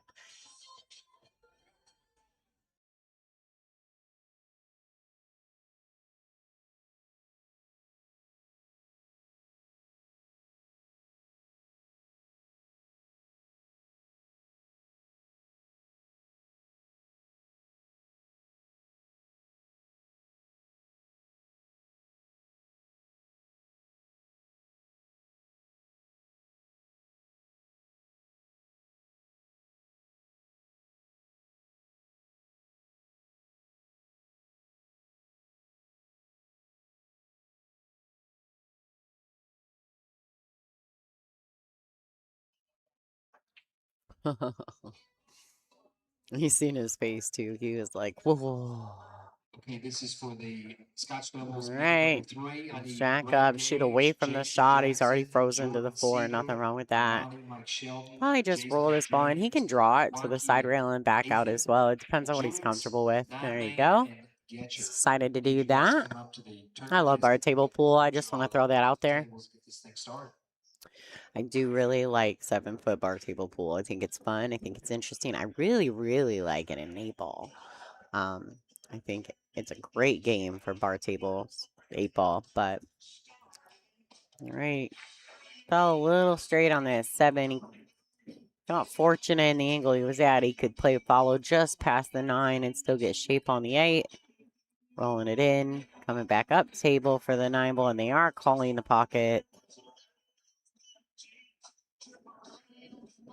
All right, there you have it. 3-1 over Jonathan Rose.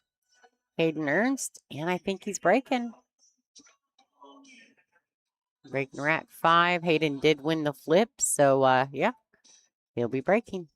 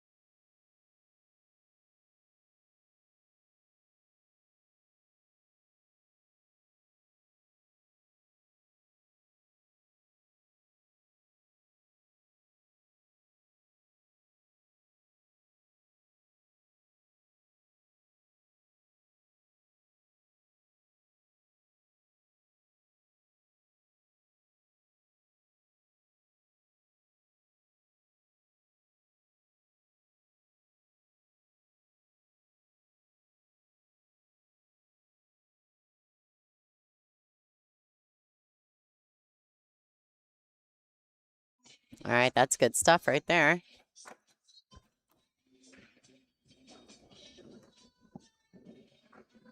All right, go to work from Jonathan Rose. Let's go. Look at that. Gives him a little confidence, a little pep in his step. I'm not mad about that.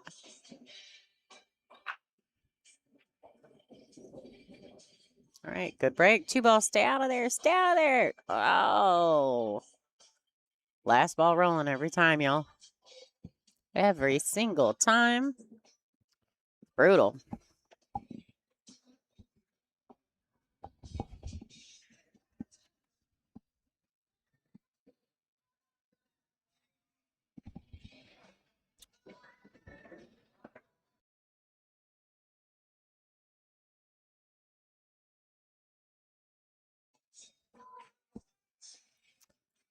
All right. So, give you guys a little scoop. Nice push from Jonathan there. My husband and I bought a. You guys know what I'm talking about when I say the clear surround, like it's like a band, like a drum surround, a little plastic, whatever. So my husband bought me one. I can make it 5, 6, 4 panels. Really, to be honest, I can make it whatever I want. But it's got 6 available panels. I made it a 5 panel for this weekend, but I really dig it and I like it because it kind of knocks down my sound that I'm not pushing towards the table where the young men and women are playing. Because I'm literally just, maybe 8, 9 feet from the front of their table. So I really like this surround. It's cool. I dig it. And I'm really thankful that we got it. But then after we got it, we put it together this week. We've had it for a very long time. We haven't used it yet, right? So it was still in the box. So we brought it with us because we knew we'd have time to set it up. I don't know. Is he calling? He's calling the bank combo into the 6. Yeah. So, oh man, crazy things are happening. Give him a look. Give him a look.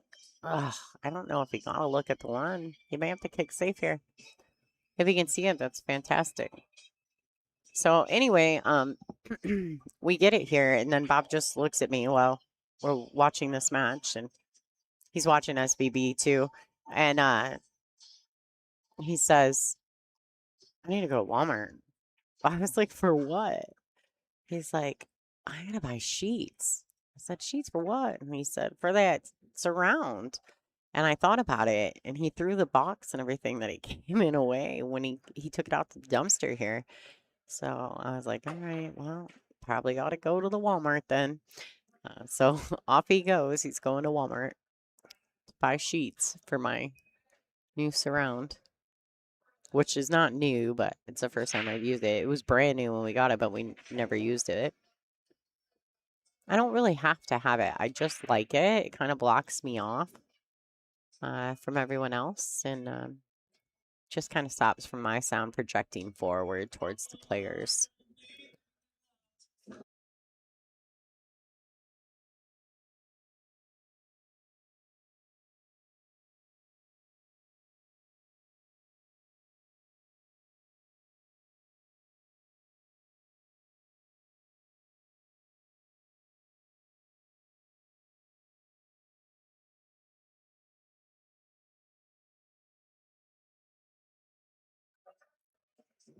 All right, I think he wanted that cue ball to travel a tad further, but really it's just about pinching the angle, holding shape. He'll just roll this forward. Shooting the 9 in this lower left-hand corner pocket. Putting himself on the hill 4-2 over Jonathan Rose. And breaking.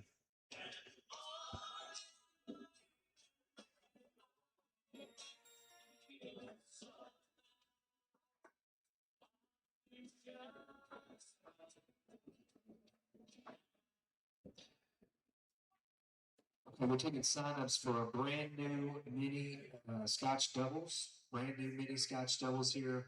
We have a junior that's up here that's looking for a partner. So if you're interested in playing with a young man, please come up and we'll get you guys signed up. Okay, thank you very much.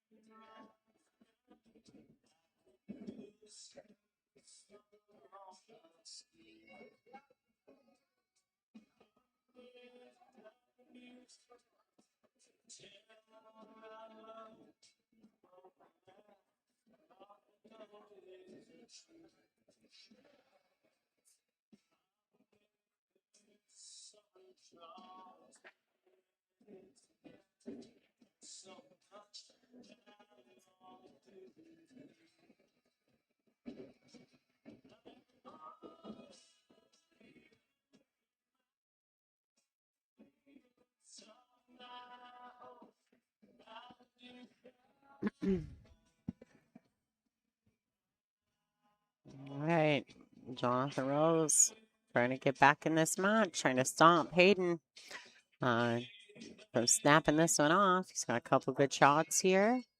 On the 6, great shot. Ooh, thanks, Gene. 8-6 SBB. It's really tough having a stream going up against Captain America when he's playing, right? It's brutal.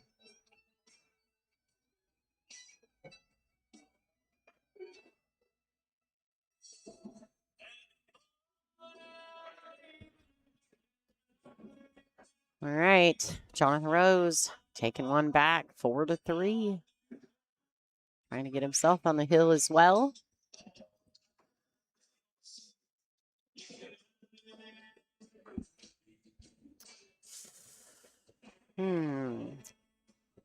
Great.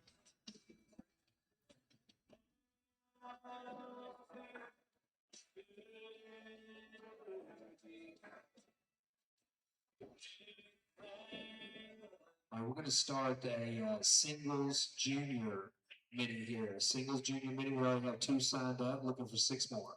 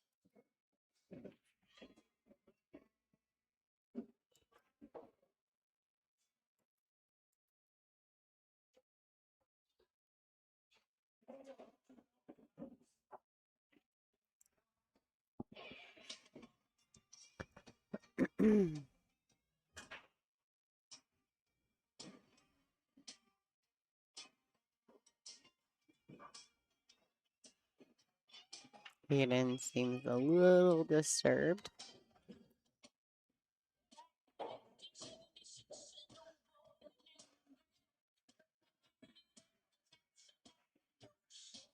Let's go, SBB. Wow. All right, so Hayden got a little weird there. Got that Q underneath that 7, though. Worked out well for him. Thank you. Thank you, Katina. I really appreciate your support in what we're doing here. When I was asked, I mean, how do you even say no? Right? How do you say no? Don't get me wrong. I love watching SVB play too, but I also love watching Hayden Ernst play and Jonathan Rose and Jackson Francis, and some of these players truly deserve. Like they're gonna get there, folks. These are the future. There's no question. And the Level Up program, they're doing. I mean, I would agree with the same thing on the JIC and the BEF. I think the message is clear, right? They're all out there trying to be better. the VNEA junior program. They're just all trying to make the athletes coming up, the players coming up into our sport, to make them better, to make them respect themselves, respect our sport. Like, they're all doing it. So I really have to say that I think it's a no-brainer when they asked me to come, and these guys are playing in my home state. Like, yeah, of course, I'll be there. So.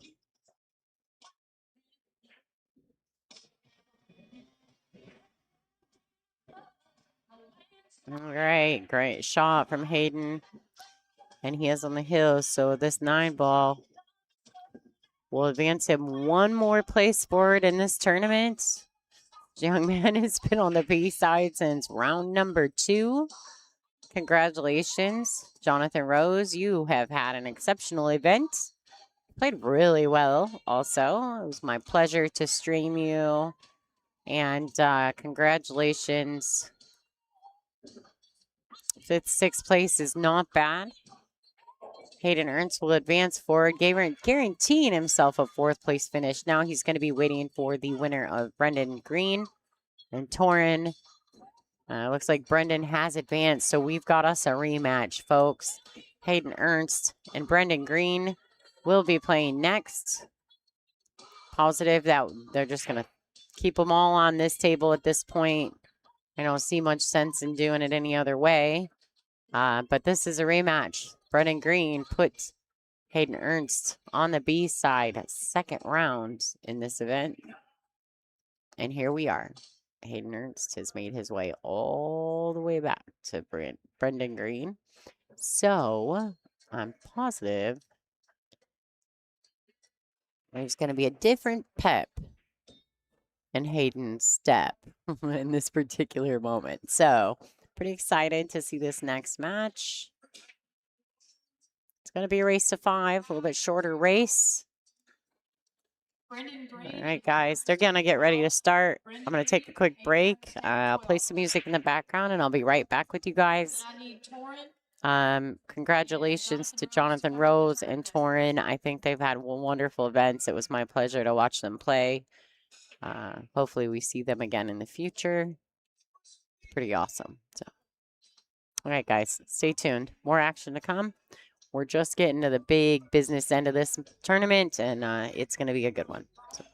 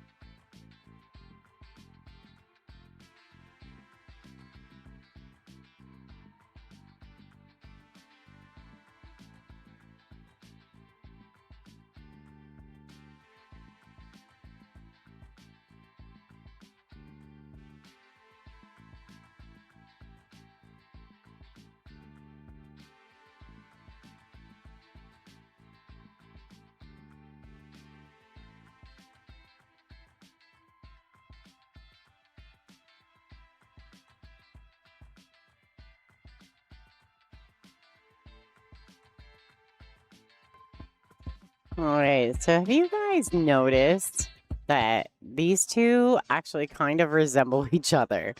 I mean, even like their stance over the ball and like both of them kind of bend their elbow a little bit to move it out of the way. It's impressive. Yeah, I've enjoyed watching both of them. Brendan has played really well in this event. He's a very solid young player as well.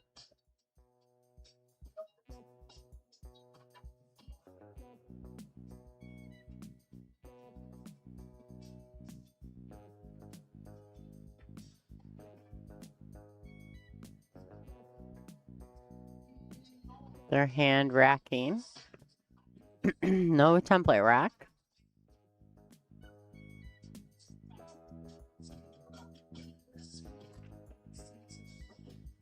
All right, crushed the break. Crushed the break. He made 5 balls on the break, ladies and gentlemen. That's insanity.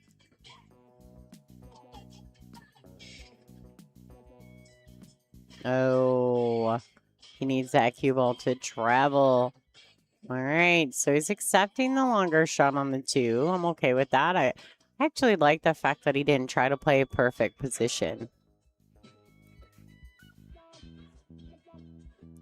What a nice break. I mean, that's money well won, right? 5 balls on the break. Wow.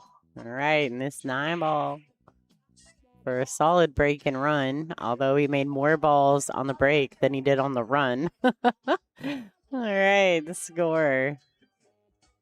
2-0. Hayden Ernst will be breaking next. This is an alternate break format. We're breaking rack 3, ladies and gentlemen.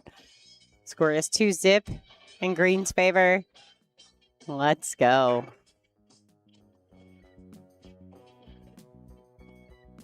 I wonder if one will inspire the other and we'll have this amazing show. Let's see.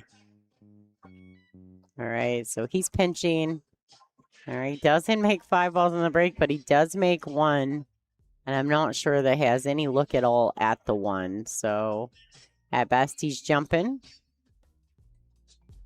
Thanks. Hey, what's happening? Thank you so much for sharing, liking, subscribing, all the things, right? We're on the rebuild here at LFR Live. Gave the lowdown on that story a while back on the stream, so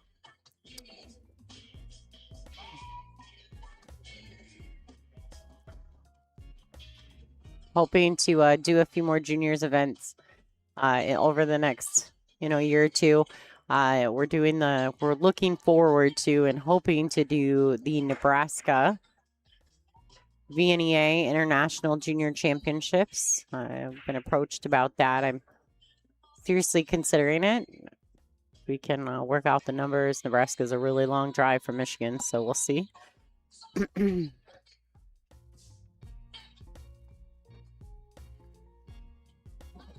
And I'm kind of like that anyway, because like I dig the whole 8-ball thing on the bar table. I think that's the true way to play great 8 balls on a bar table. So I'm in for that. I think it would be a good time.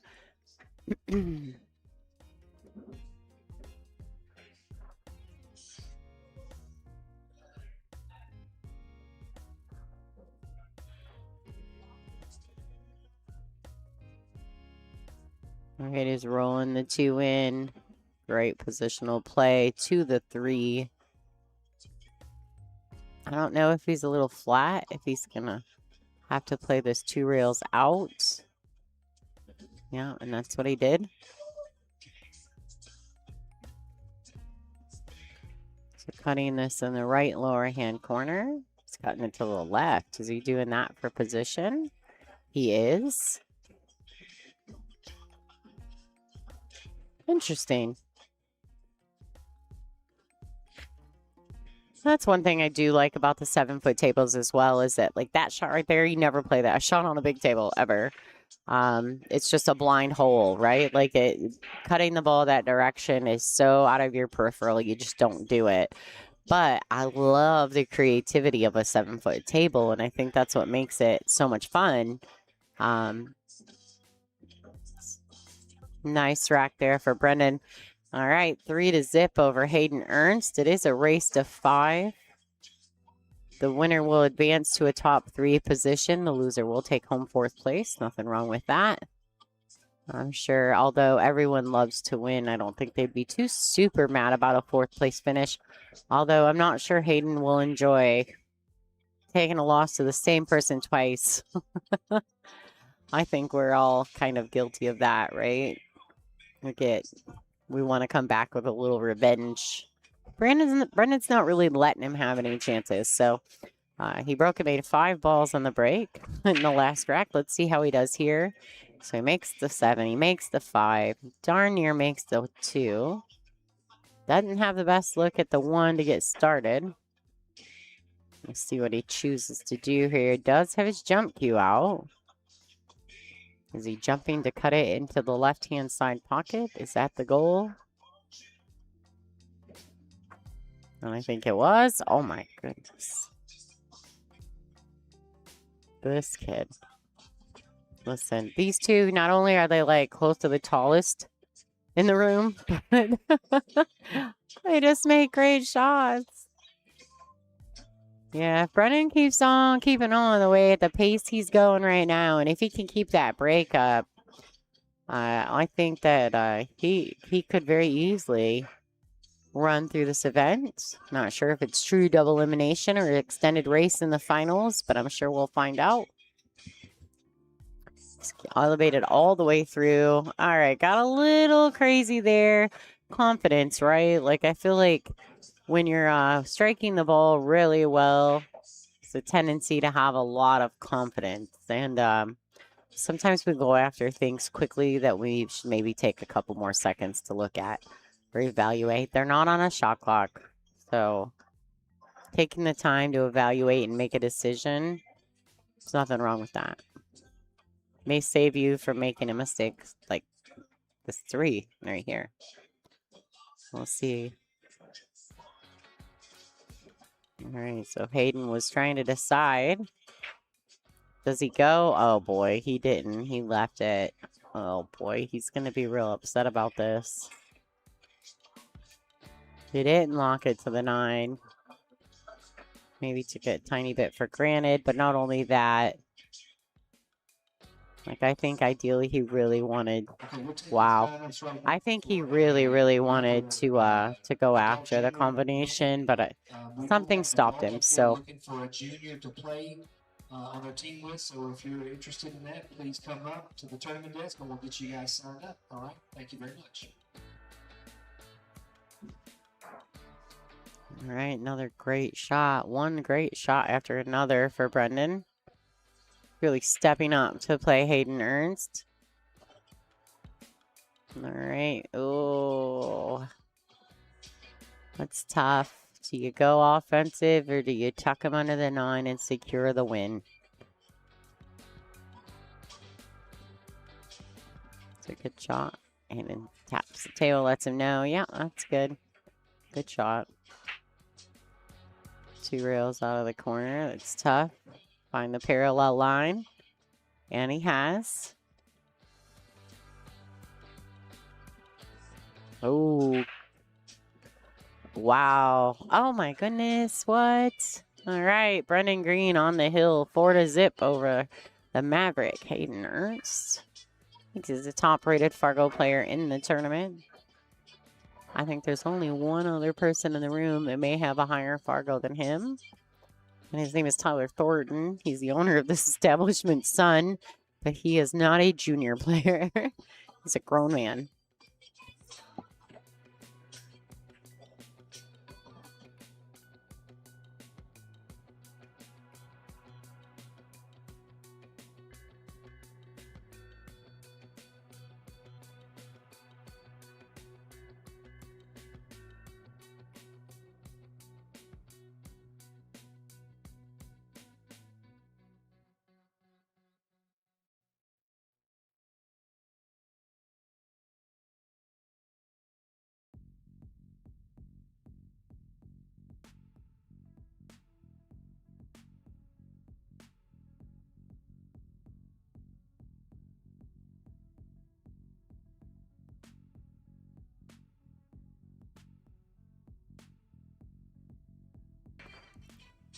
Well,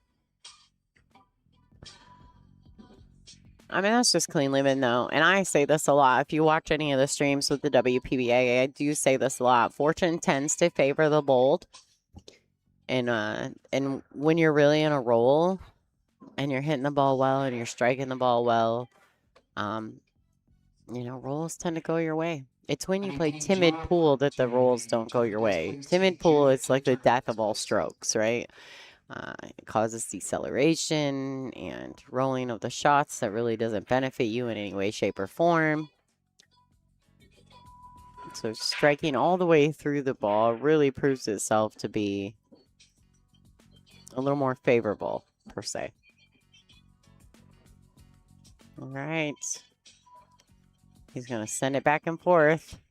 These shots are also, can be very dangerous. Ooh.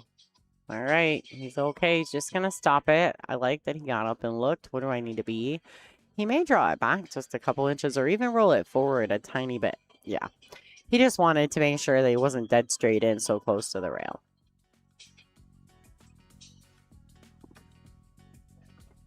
All right, let's see. Just out of curiosity, congratulations to Brendan. Brendan, he's going to be advancing forward. And really, congratulations to Hayden Ernst as well. Like, oh, he still did it the wrong way. Why don't you just try the combination? Go for it. Like, sometimes you got to make magic. There you go. A little bit better. Sometimes you do have to make magic happen, though, right? All right, let's see what we got here. Here's that jump shot from Brendan. So good. So good. So good. I feel like I have another replay somewhere. Did I get a replay of his break? Let me see. I'm kind of chatting it out over here. Let me see if I got a replay of that break. Not sure if I did or not. Brendan Green, Colton Peach, table 12. Brendan There it Green, is. Colton Peach, It looks like AI, doesn't it? Oh, he didn't want to leave anything on the table to shoot at. What a great break. All right, so there you go. Brendan Green, Colton Peach coming up on the feature table next. Ladies and gentlemen, these guys, the worst they can do is third place. So congratulations to Hayden Ernst on a fourth place finish, especially after losing second round, coming all the way back through that tournament. That was a tough road. I'm sure he's tired. But he got himself back to the business end, and congratulations to him. You can't win them all, kid. All right, so Brendan Green, Colton Peach lagging for the first break, and Brendan Green has won the lag. This is a race to 5 B-side matchup.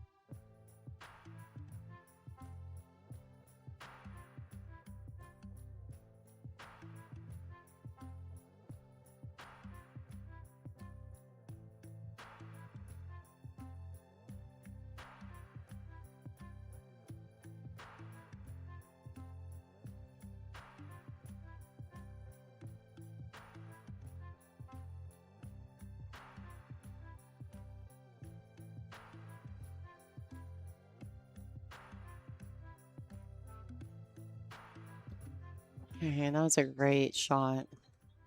Great shot on the 7. Holton seems very determined. Oh my gosh, I should stop talking. That's why I kind of quit, because I felt like every time.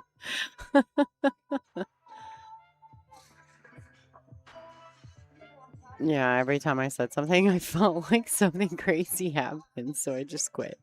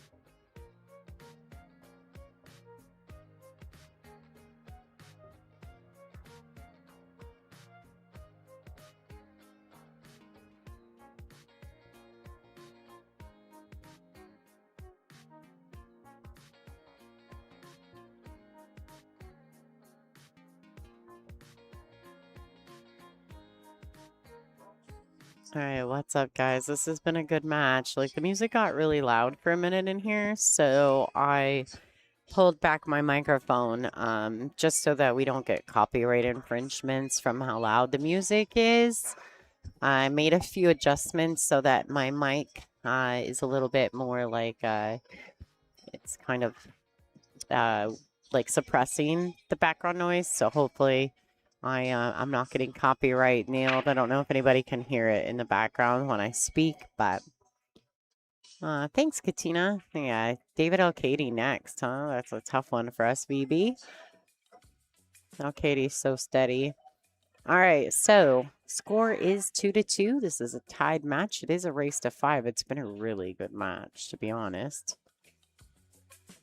We're seeing a little bit different pace out of Brendan than we saw against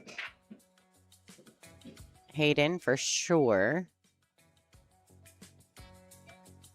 I'm amazed by how good these young men all play.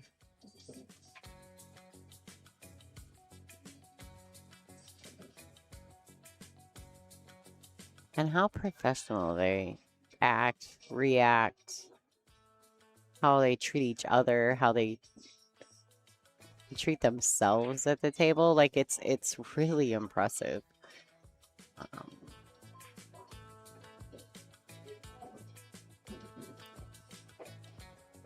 And you can really truly see like the dedication that each of them are putting into their talent. It's really great. It really is.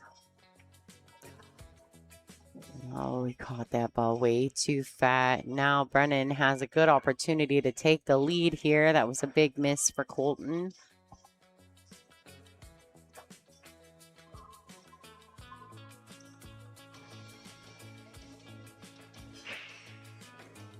All right, so I feel as though... All right, a little willy-nilly on that shot for my liking from Brendan, but it worked. And he got it there.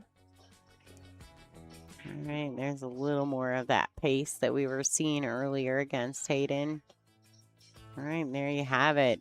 Brendan Green, 3-2 over Colton Peach. Brendan will be breaking next.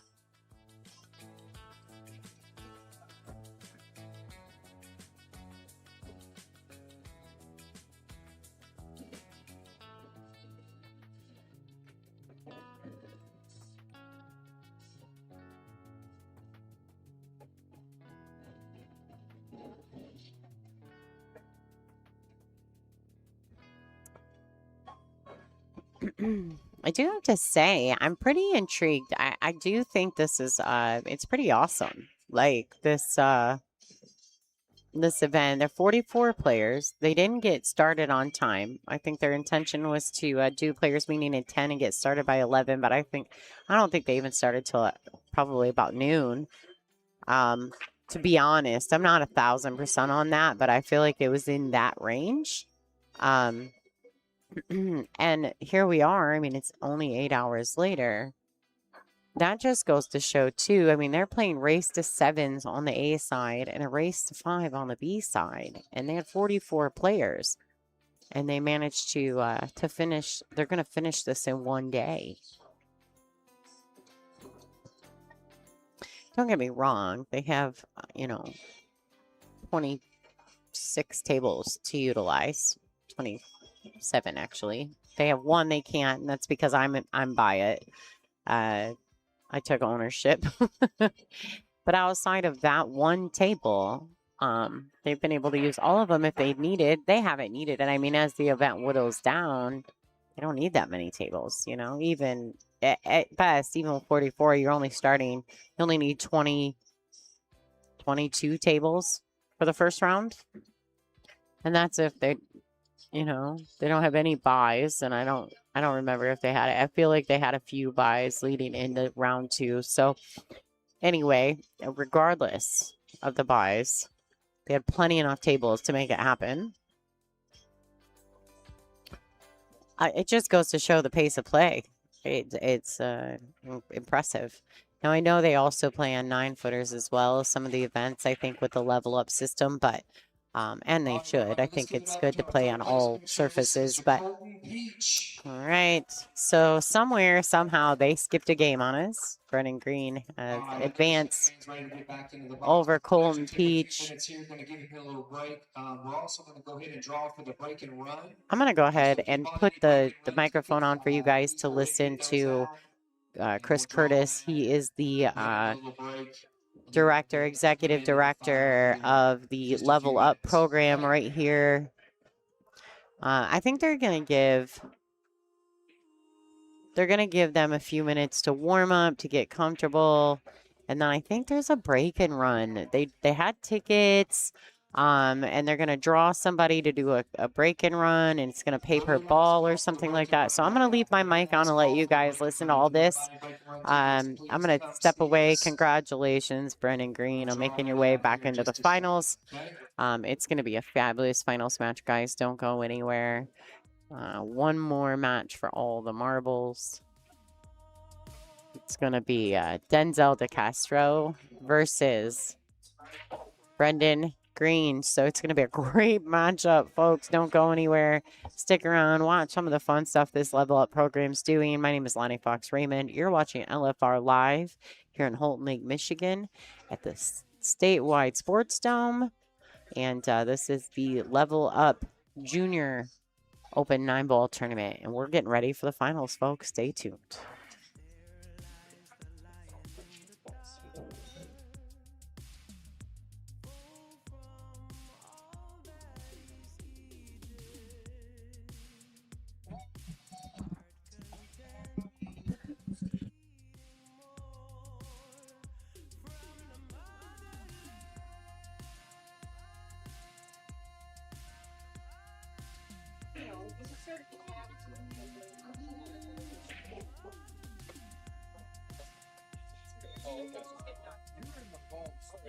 I'm not in the wrong spot. I see moving.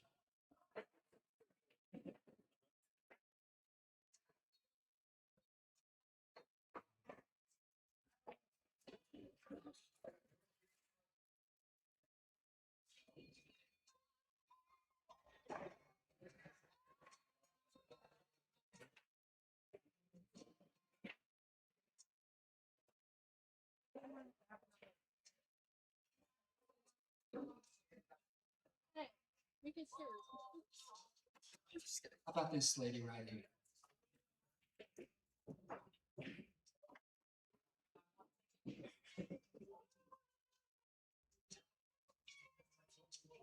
Oh, it is a call.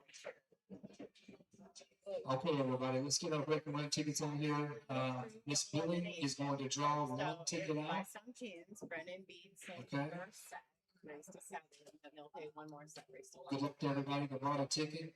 Okay, so let's just. This is for the $500 break and run challenge. And the ticket goes to, So see that. this is Brandon Elliott is the ticket. Okay, so are you putting somebody in the box? Okay, Brandon Elliott won. He's going to put Luke Ernst in the box. It's a $500 break and run challenge, $50 a ball. We're going to go ahead and do that real quick. Okay, as long as we have a table. We do have a table. Okay, we're going to do it real quick. So everybody just chill out. Y'all can come in here and watch it if you want to. You're more than welcome to. And then we're going to come in here. We're going to get these finalists going in just a few short minutes. All right? Thank you very much. Stop. Okay. Your button. You're muted. So nobody's listening to you. This right here will tell you if it's moving, okay, so you'll be able to tell it. But really, it's just these two camera views, and that's it. It's easy. So set up the which is the easy part. Myself, you guys have to drink. I don't have any water. If you guys want anything, I'll go grab you something if you want. What? Oh my goodness. Where are those at? No, they're up there at the bar. I'll go get you guys something to drink. What do you want? Oh, yeah, okay. Catering? Any color or just anything? All right. Yeah. Oh, so they can drink. I was gonna grab. All right. I'll go grab it.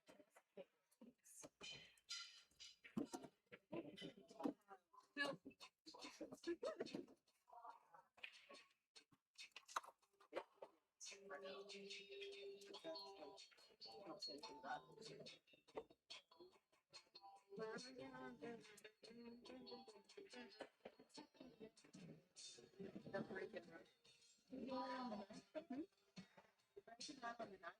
Yeah.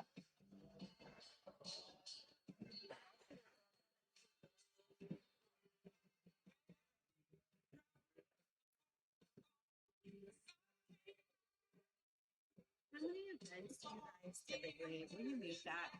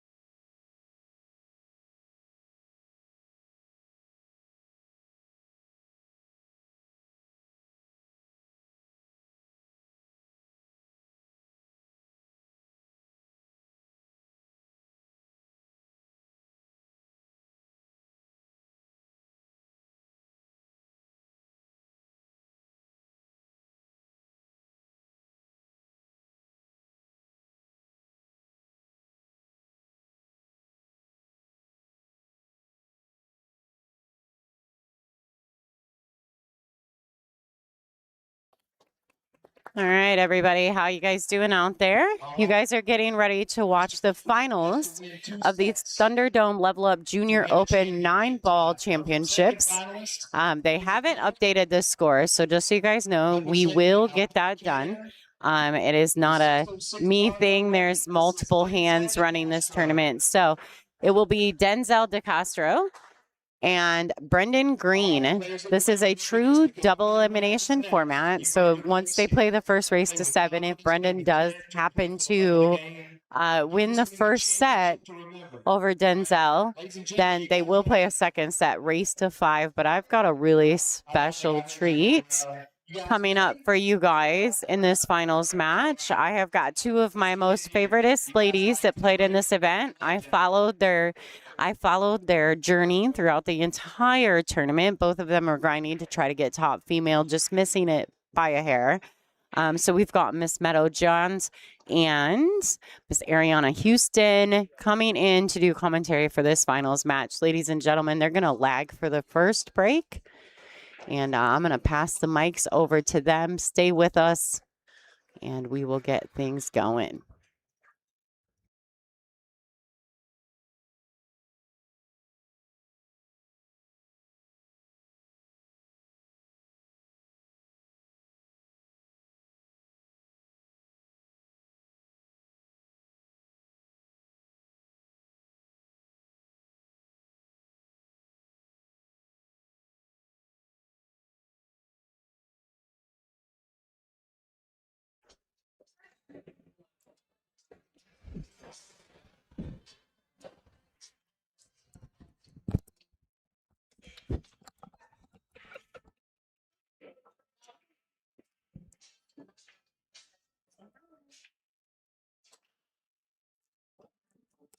Okay, whatever, I'll start. Hi, guys.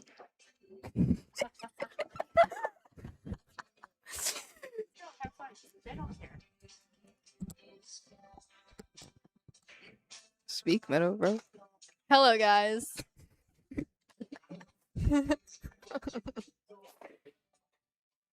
Bro, I got commentated. It's so long.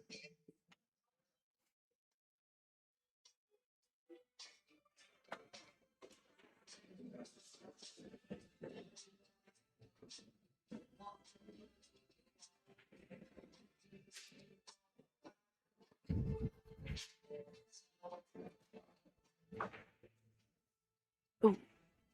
Wow. Ooh. I'm just kidding.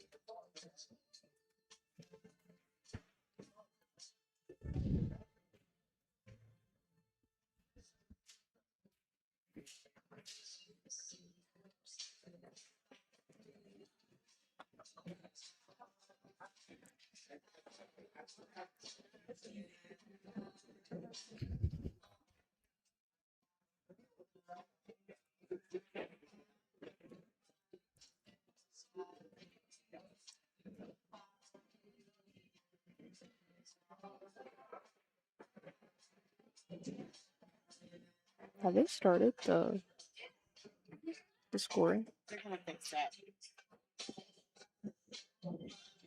So do you know both of these players? I You guys know know. them? Yes. I know one of them. You know one of the 2? Mm-hmm.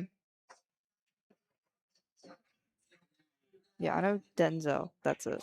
I met him in Florida. And then that's Yes, I'm that's the JIC. Yeah. And then Brendan is the other one. Yeah. They will update the school board, just so you guys know. They just haven't started the match online yet. Okay. Why? There it goes. Oh, look at the 9-ball. Ooh.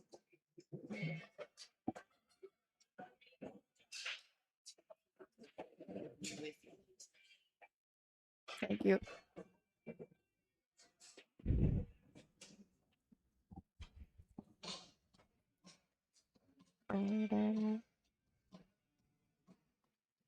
Oh, they fixed it. They fixed it. Can you talk, bro? Talk. Say something. Anything. Please. What would you do here, Meadow? What would you do here, bro?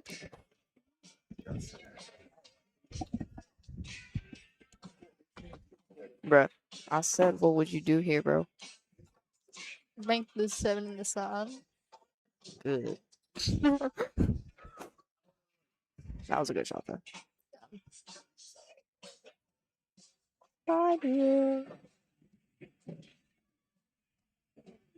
Oh, that's how it works. Good shot. Yeah, that was a good shot.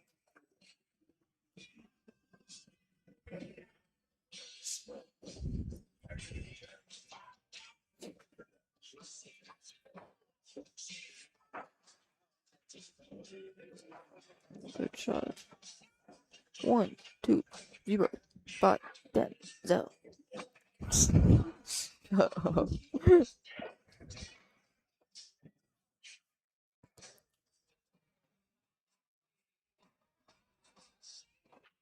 What's the race to again? Race to 7, and then is it if Denzel wins or is it if Brendan wins? They'll do a race to 5. Which one was it? One is I forgot which one it was. What if one of them like wins? If one of them wins, it turns into a race to 5 because it's a straight Yeah, if double. it I think if it breed, how do you say his name? Please, Brendan, Brendan. I think. If Brandon wins, it will go to a race to 5. Okay. Ooh, I got loud.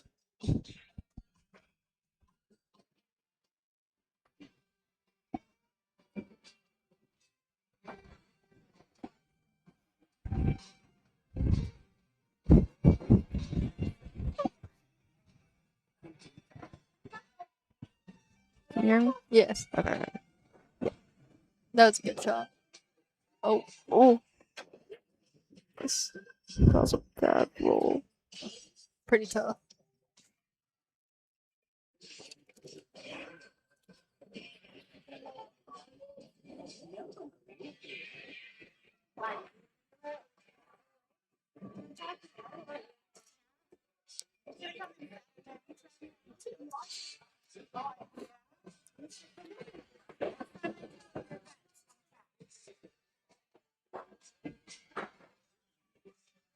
That was a good shot. That was a good shot.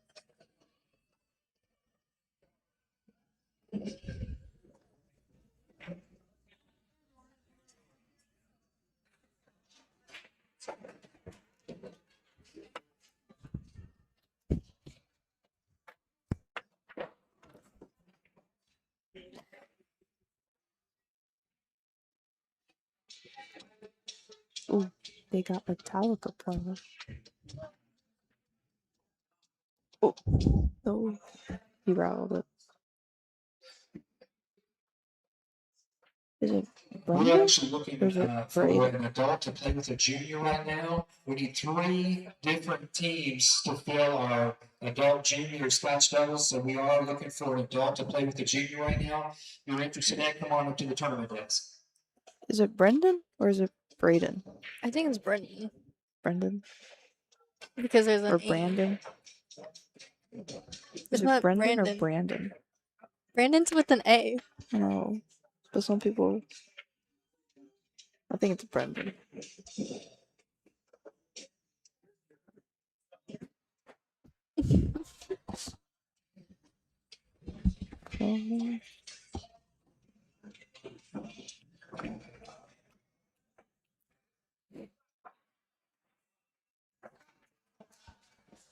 One time.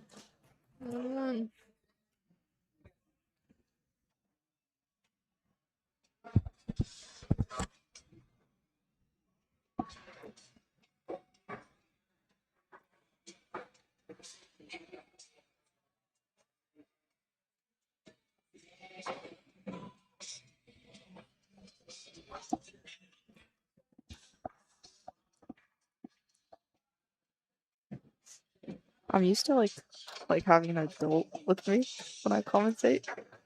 So they ask me questions when I'm commentating. Yeah. So we have stuff to talk about. Like I'm used to having an adult like commentate with me because they ask you questions. Yeah. So I don't know what to ask. Oh, Ooh, he's he correct. scratched. How many balls do you make on the break? 1, 2, 3, 4, 5, 6, 7, 8, 9. You make 3 balls on the break and scratch.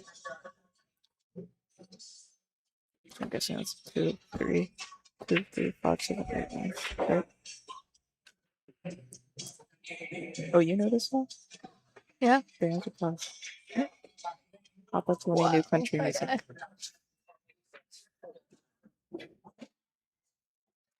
Is he frozen? Um, I don't think to see from the side view. but you can't. It's not back. Yeah, just kidding. By his face, I feel like he is. Yeah, I think he's. Yeah, he's Yeah. frozen. Yeah. Okay, I need Calvin, Jackson, Oh, Adler, oh. Gage, Ariana, Meadow, and Torn to the tournament best Uh-oh. please. We're going to get this 8-player mini single off the ground. Mute the mic. Calvin, Mute the mic. Jackson, We'll be right back. Adler,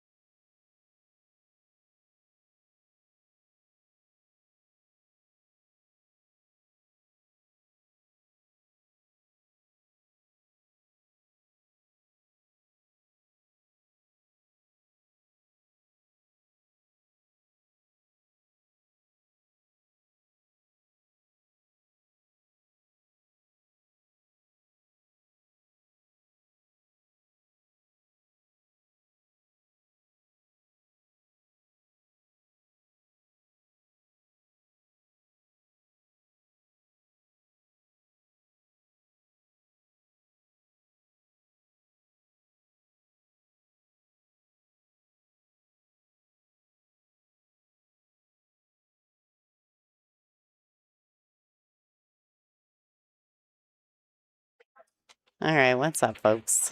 All right, guys.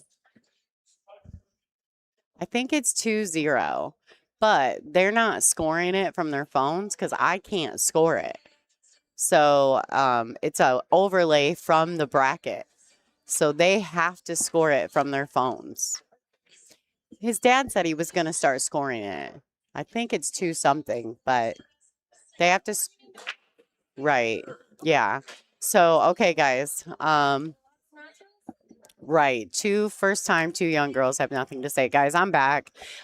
Both the ladies got called to their mini matches and they come running to find me. Oh my goodness, so funny. They're like, "We'll be right back." They're gonna. One of the gentlemen's dads is going to start scoring the match for us. I cannot score the match from my producer. It is a link from Digital Pool. So if the young men are not scoring their match, then I won't get the update. So I'm not sure what the score is. I think it's 2-1. Greg Thornton said they're going to try to update it and get in there and score their match. And it looks like Brandon is moving quickly. So I'm not sure if anyone's been watching that can give me the update on the score just so I can be aware of what's happening. But someone had said 2-1. So I had to giggle a little bit when I came back in the door and everybody was like, "Lonnie, like, we had to go play." I said, "Oh my goodness. Okay, I'm here." So we're going to get back to this finals match. This is a true double elimination format. So Brendan does have to defeat Denzel.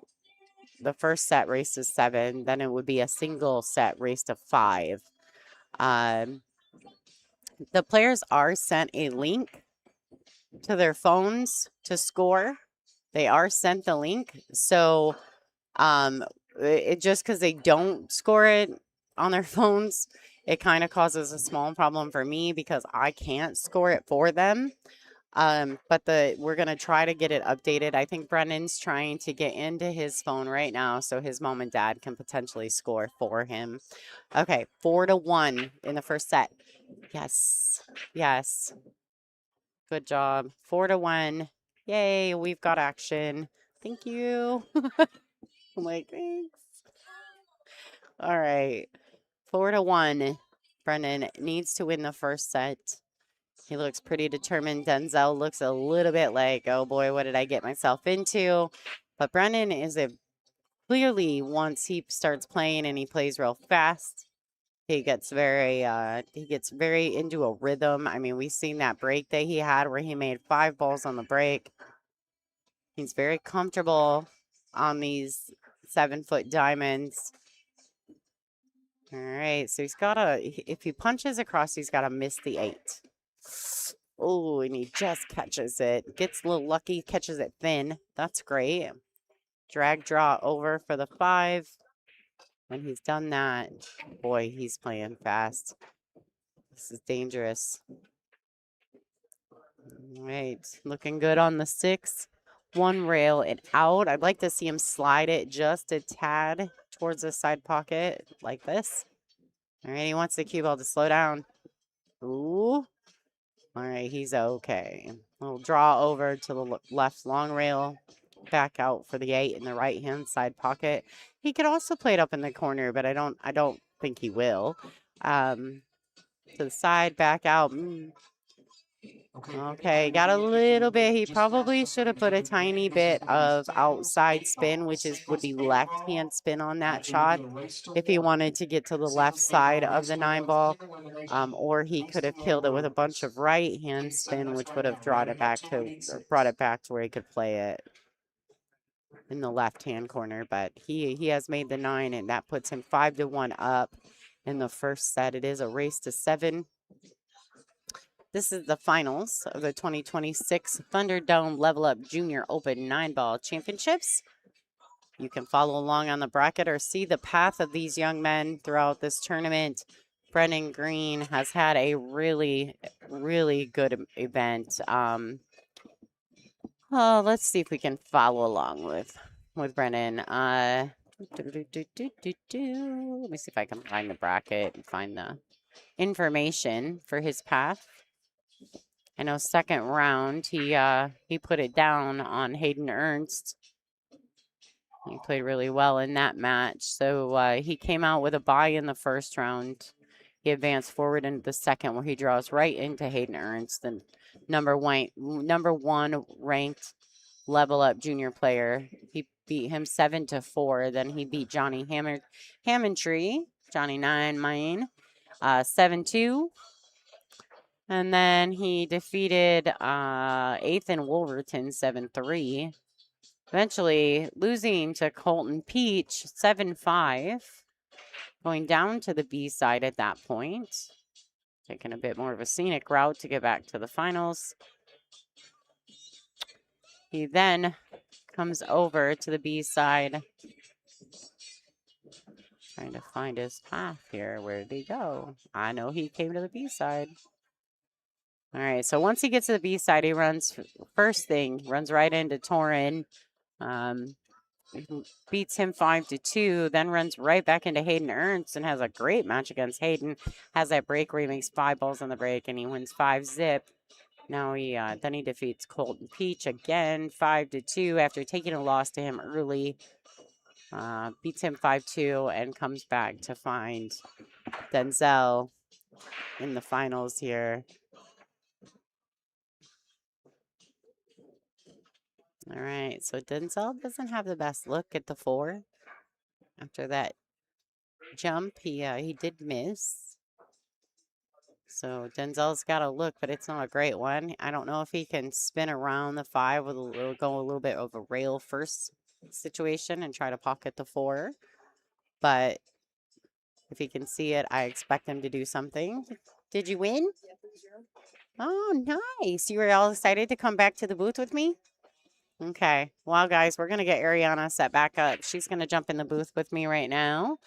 I think Meadow's still playing, so yeah, she's going. Okay. All right, guys, say hello, Ariana Houston. Hello. She's the one that left you guys in silence. I'm sorry. I'm just playing. I don't care. It's fine. No, because I was confused when my name was being called for. And Oh, I you was like, forgot you were in the mini? yeah, I did. I completely forgot. All right, so Brendan's playing exceptionally well. Can I steal one? Yeah, of course you can. She wants one of my sweet tart ropes. I was staring at this earlier and I was like, I want one. My husband went to the store earlier and he's like, "Do you want anything?" And I was like, "Yes, Slurpee and some sweet tart ropes." All right, so Brendan did lay the 6 in the pocket, giving Denzel a real opportunity to try to get one of these racks back. I mean, it's a hard road when you're down 5-1, but especially in an alternate break format. But oh boy.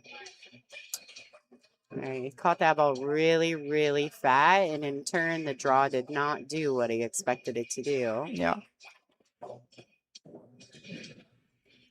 All right, is he going at it? Is he? Oh, he missed. Yeah, ball in hand. All right, that puts Brendan on the hill, ladies and gentlemen, 6-1 over Denzel de Castro. Already?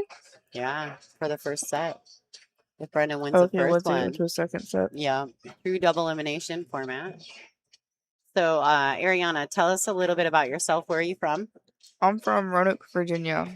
Okay, Roanoke. About 11 and a half hours away from here. Yeah. We drove about 12 hours. Was it worth it? Yeah, it was worth it. The drive was exceptionally boring. Right.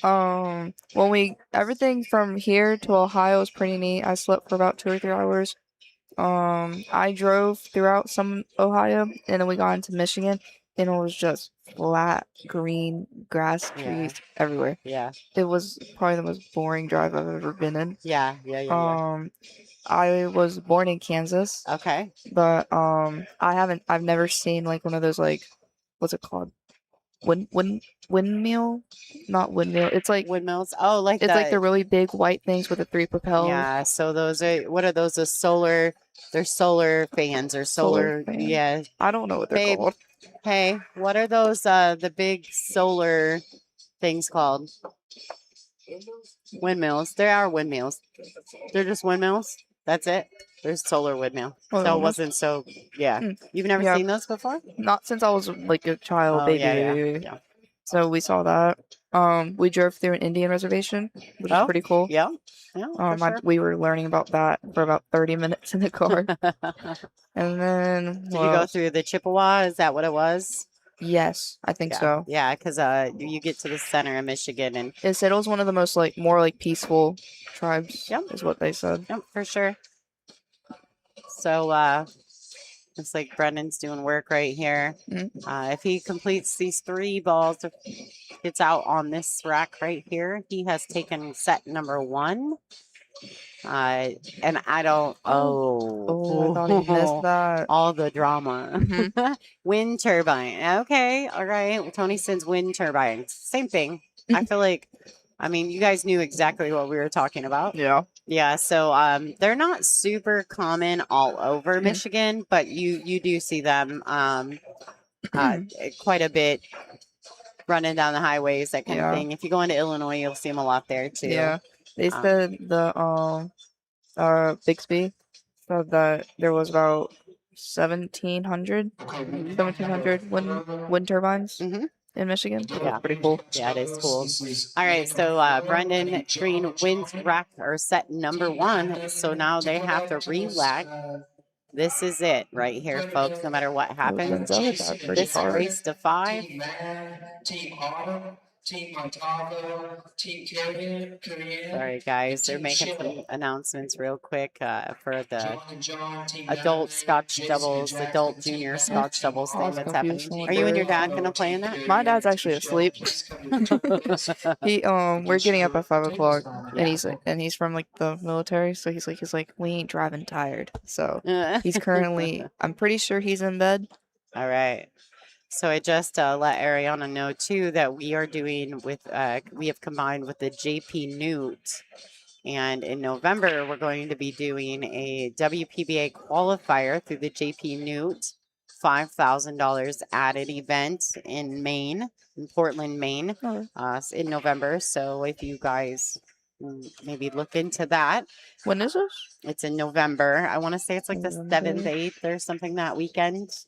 I'm trying to think if I have anything, because I think I have something in November, but I'm also a senior in high school. Yeah. So I have to do it with school. Yeah, for sure. But if I talk to my dad about it, probably because he wants to give me as much tournaments as he can. Well, that one's going to be a great one. There's a ton of women already signed up. There's going to be some pros, some locals. It's a really good event. Last year they did it and it was exceptional. So we're really excited to go back. It's at Forest City Billiards. Oh. I'll be live streaming that event for the JP Newt and of course Tyson and his fabulous staff over there at the Forest City Billiards. So if you get an opportunity, check it out. Go on social media, find them. You can always message me. I can get you the information. Oh. All right, so we're back in this match. They haven't started this once again on their phones, so there's no scoring happening just yet. You guys can see that. They are in the second set. This is a race to 5. I'm going to get my pen and paper out just because I feel like they're going to fail me on the scoring thing, and then I'm going to be all upset. You hit that pretty hard at bobbles. So did you enjoy being here at the Statewide Sportsdome? What'd you think? I actually really like the place, pool hall. huh? Yeah, it's pretty nice. It's a lot of pool tables. Yeah, it is. Yeah, people told me that they had 9 foots down all the way down the hall where all those where the 20s and stuff are at all the way down there. That's what they said. So everybody was like, I wonder why they didn't just play it on the 9-foot tables and just switch everything else to 9 foots. But well, every single weekend they do something here, right? So like this weekend they hosted your event, and then they have the 4 9-footers in the middle room. So they just did a 1-pocket tournament for in there. So there's a 1-pocket event going on in there. They do have enough 9-footers to have that event, but I think it was I don't know who made the overall decision because technically Level Up, it's their event, but you know, Statewide's a promoter and the host. Yeah. So I don't know. I don't know who makes those decisions, but I'm sure there's going to be tons of pool that happens in this building from here till Greg's dead. Yeah. So we're pretty excited to be here. I love this place. I played here as a kid, actually. That's pretty cool. Yeah, but it wasn't technically a pool room, Mhm. or a hotel / pool / bar / whatever Slash everything. / all the things. It was a Holiday Inn Holidome, and then Okay. they put pool tables in here around it. That's And pretty then cool. they would have a tournament, and then Greg Thornton and his crew decided to buy it a few years back, and they started the remodel process and got rid of the swimming pool and the playgrounds and all that stuff and put pool tables in. That's pretty cool. So he I had was a wondering dream, what all right? The skylights and all Yeah. that stuff. Yeah, they used to be skylights. They're closing them up. Oh. Well, they have to kind of because nobody likes it when the sun's shining down on your Right in pool face, table, yep. right? So it's kind of a necessity for a pool room, but. Yeah. All right, so Denzel wins rack number 1. This is a race to 5. Good little break there. Oh, 6 got itself in trouble. Might have a 6-9 combination coming up, depending on his path throughout the table. I'm not sure what's going on and why they haven't, once again, with the scoring. I don't know. But we do know that Denzel won rack number 1. So thank you guys if you're watching. If you're new to the channel, please do me a favor. I'm rebuilding this channel. So if you could take a second, if you're new, just subscribe. I'd really appreciate it. Hit the thumbs up on the live stream. But in the future, for the next few weeks, if you guys could go and just hit view, throw it on maybe when you're at work or in the shower. You don't have to listen to it or anything. I just need the watch hours. So if you guys could just do me a favor and put some watch hours in for me when you're, like I said, when you're working or showering. It doesn't matter what match. I had to dump some content, and that in turn forced me to lose some benefits that I had through YouTube. So I am on a rebuild now on this channel. That was a good shot. It was a good great breakout. shot. Yeah. How old is Denzel? You know. I don't know how old he is. Plays well though. Mhm. You know, I'm gonna say this. I was really impressed with all of you who came into this event, and you all looked like you were professional. You dressed accordingly. Is that something that you are required to do for these events? Yeah. Yeah. Okay. Well, that's great. I think. Usually I think we're you guys. required to wear black pants, black shoes, and then your jersey. That's usually what we're required to wear. Okay. Yeah. So I think that's fabulous, by the way. And the reason why I say that is because you guys really, if you use pool terminology, you guys give a lot of grown people tournaments to 7. You know, Yeah. truly. I mean, you carry yourself well.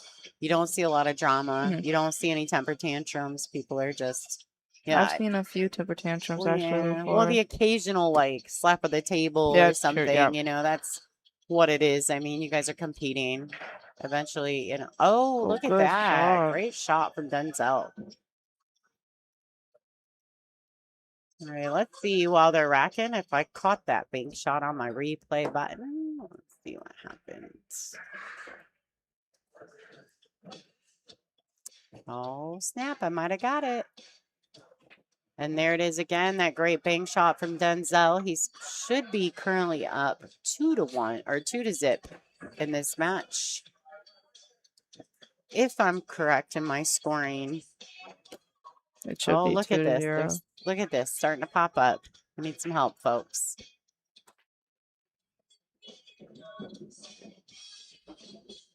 All right, great break. So earlier, Brendan broke, and he made 5 balls on the break. I'm not lying. And he had a great starting shot. Are you serious? Oh, it was crazy. I caught a quick replay of it. I figure I'll put some videos together and ship them over to Chris so he can use them. That's a great lead. Yeah, it's really well played safety. You know, both of these guys have really displayed and possessed a lot of class at the table throughout the weekend that I've noticed. I think that they've done a really good job representing themselves, any sponsors they may have, and their families. You know, so I'm been thoroughly impressed. I'm totally a fan of you guys now. Thank you. Ooh. Great. So Ariana, I'm gonna brag about Ariana a little bit in this while we're here waiting for these guys to play their final. Ariana she finished 5th in the chip frenzy with 43 other players. Yep. And honestly, I think she would have won a couple more racks after that, but she had a little misfortune, missed the 10 ball in that last match, and she might have had Davis's chip. You might not have made it to the final had you snapped that chip from him. You know what I mean? But she played great throughout the whole event, and I just want to give her a little shout out. She's definitely an up and comer. I'm sure we're gonna see more of you in the future. Yeah. I really believe that. Plan on it. Oh. All right, so Eclipse is 7 first, trying to go rail first at that 1. Brendan will get ball in hand, so successful safety. Right. No 3 foul in this event. I found that strange. I found that really strange. Yeah. I was just a little bit upset about that. I will be honest there. You like the 3 foul rules? The 3 foul rules. All right. Well, I think in Texas Express 9, but I won't lie. I also thought that was I think he just called my name to go to the front. Oh, Ariana's go play pool. I'll be right back.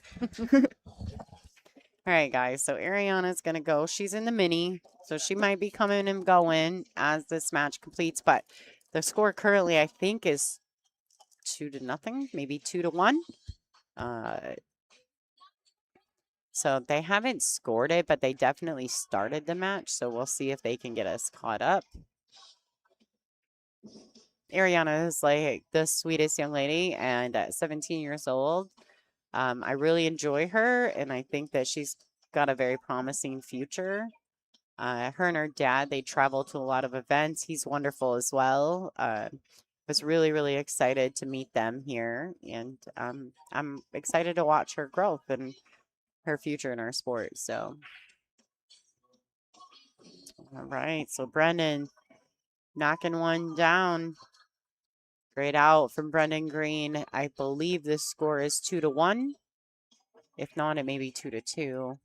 I think they're going to have him update his score. Yeah, he's going to go ahead and take care of it for me, which I appreciate.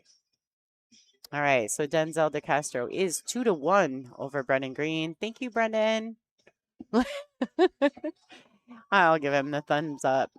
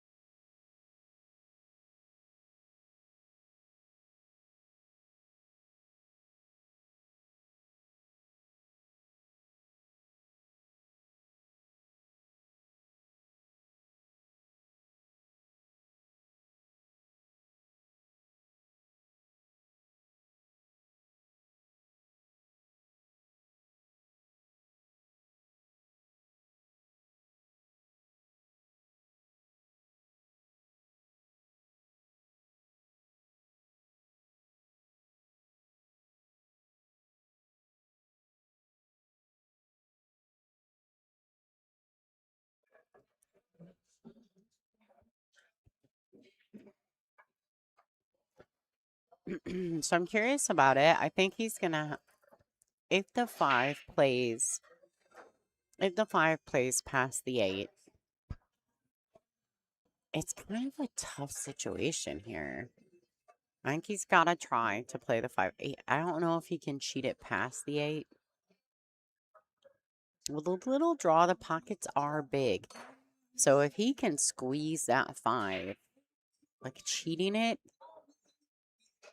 under the 8, that ball may go. Oh, I love that he went. Okay, combination all the way. Team combo for Shizzle.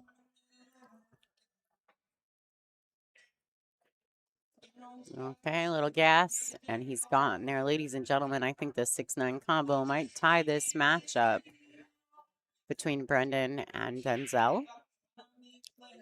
Both of these players have shown exemplary sportsmanship and class at the table. Uh-oh, and is he going to get it? Oh, boy, clean living right there, folks. He got away with that one. All right, so the score currently will be 2-2 in a race to 5. You know, sometimes the universe says that you will not be denied. The universe just says that sometimes. So, score is tied now, 2-2 in a race to 5. Brennan will be breaking as well. I don't know if you guys happen to see that break he made earlier in his match against Hayden. He makes 5 balls on the break. I don't know if I've seen another single break that exceptional throughout the whole event. So I'm pretty pleased with this outcome and with this play.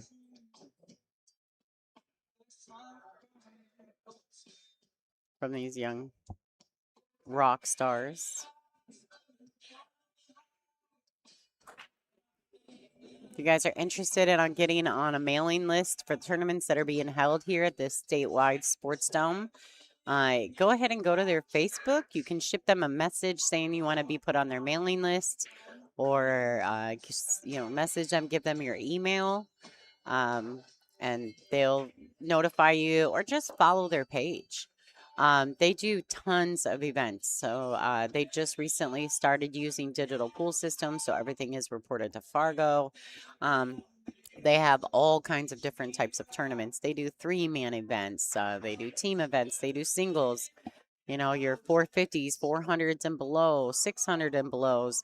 Then they have big dog events as well. They also do 5-man teams, 4-man teams. I mean, you name it, they can do it here at the Statewide Sportsdome. So, they're like right now, they've got this junior event going on over here with Level Up, but on the room to the right where there's 4 9-foot diamonds currently set up, they have a 1-pocket tournament. And what they did with the 1-pocket tournament is they said, okay, it's a 620 and below 1-pocket tournament. So now you've got 1-pocket players who it kind of eliminates our top echelon in Michigan, because we have quite a few decent players. I would say probably our best player in Michigan is Jeremy Seaman. You might recognize that name. He's a solid player, traveled a lot played in a lot of the Predator Pro Billiard series and, a few WNT things. Just most recently, I seen him go over to the Ultimate Pool and check that out. I think he went to Classics over there. So Michigan has some really high-level players. Jason Kirkwood, Brandon Ashcraft, John Binion, another good player. All you got to do is a little bit of research. We also do some fun things in Michigan, like the Battle for the Border, where we challenge Ohio in a team match similar to Moscone. So there's a lot of cool things that happen here in Michigan. I won't lie to you. Most of it is on the 7-footers. But if you're ever looking for a great place to go, and everything's here. There's a Walmart in this town, so you can come here, you can get a room, you can stay for the weekend, you can eat.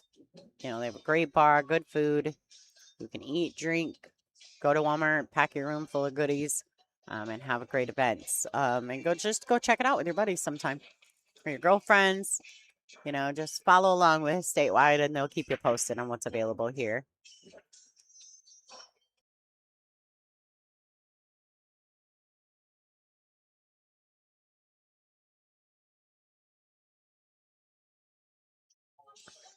All right.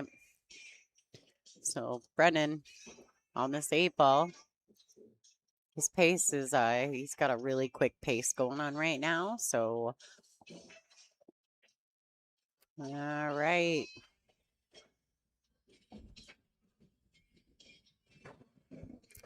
Three to 2 over Denzel.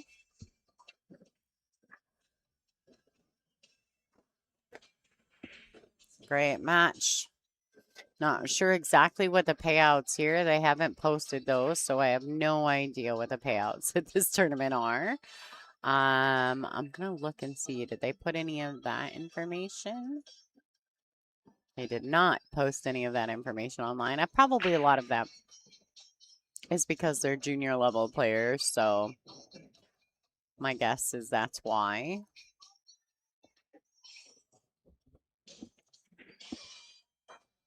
All right, Denzel's got work to do. Probably wouldn't put a lot of heat on myself in this situation. I think I would just relax and try my best. And second place isn't bad. First place is better. Like, I think sometimes when you win the hot seat, you just feel like you're supposed to win, but that's not always the case in pool. So hopefully Denzel finds a gear and he walks away from this finals match. Just pleased that he's here, no matter win or lose. Wow.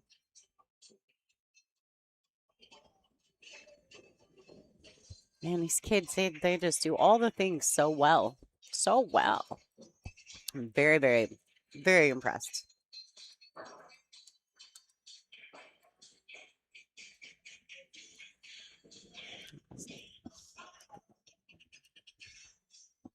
All right, I think he was going after the two-way here, but this ball looks like it's tracking down table. Oh, okay, great shot. Great shot.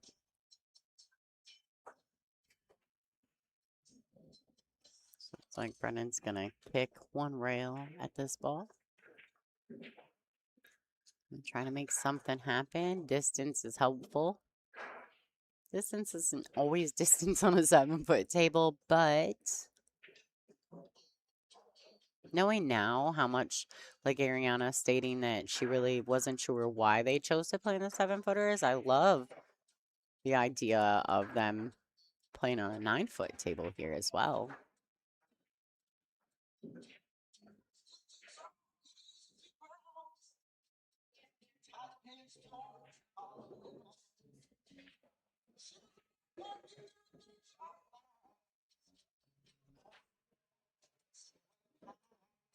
All right, Brendan needs to make decisions. He can cut this past the 6. He's calling it in the top left corner in your view. Pretty wild. Oh, okay.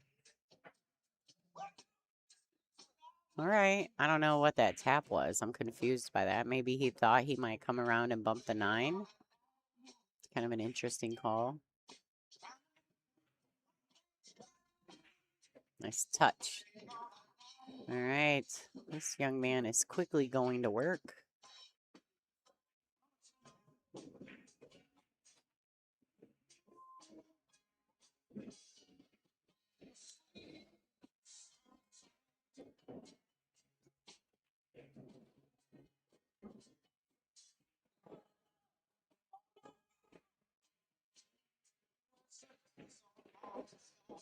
Oh, got a little aggressive. I favor him to still make this shot. Score is 3-2. This would put Brendan on the hill, winning both sets over Denzel De Castro. I don't know that I necessarily think that I enjoy winning the hot seat.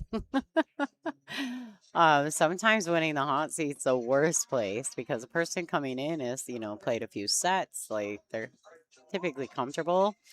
All right, so Brendan Green on the hill, 4-2 over Denzel De Castro. See if he can get him another one of those ginormous breaks that we seen earlier against Hayden. Wow, making the one on the side. For sure, got a great starting shot on the 2. Man, this is a good opportunity. This would draw 2 rails to get back on the 3. He doesn't want to fall straight in, though. No, he could, but he doesn't need to or want to. All right, so this is a little steeper.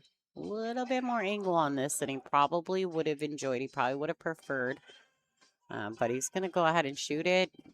It's not going to decel at all. That's something I do like about the way he plays, is that he shoots all the way, strikes all the way through the balls. He'll go up and down the table without even a second thought. Back and forth. All right, wants to get where he can comfortably cue, and he's done that. Okay, a little flat on this. I don't know if he'll go. Looks like he's playing this with some inside English. All right, 2 rails around for the 6 in the same pocket.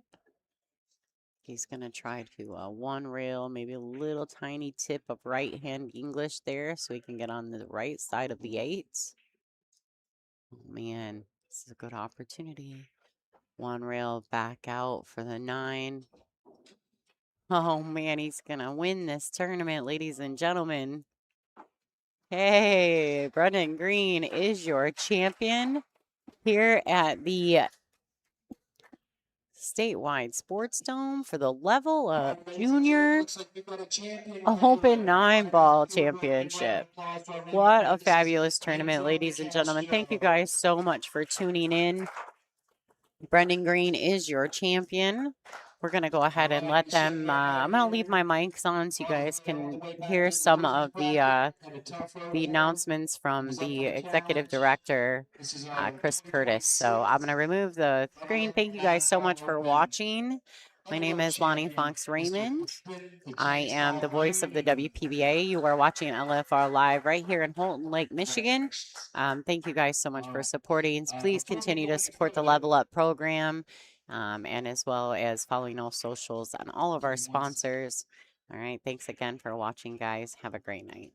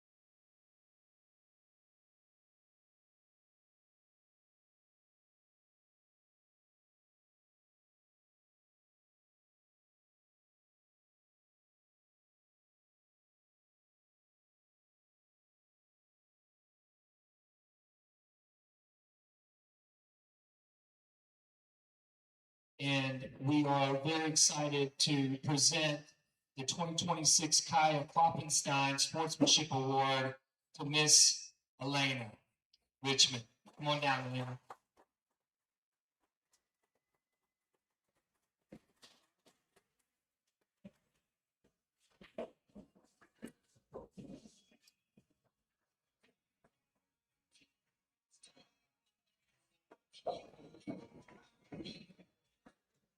We're going to take a real quick picture here as well. Also, we didn't really want to talk about how much we were going to give. We didn't want people starting to open up doors for other people magically because they knew money was on the line. But we wanted to give a nice monetary prize for this. So she is going to be awarded $250 today. Thanks to our incredible sponsors. Let's give her a big hand, everybody.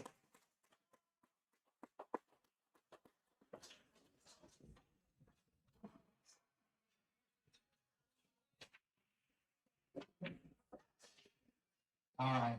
Great job. Wonderful. All right. Congratulations. Yeah, thank you.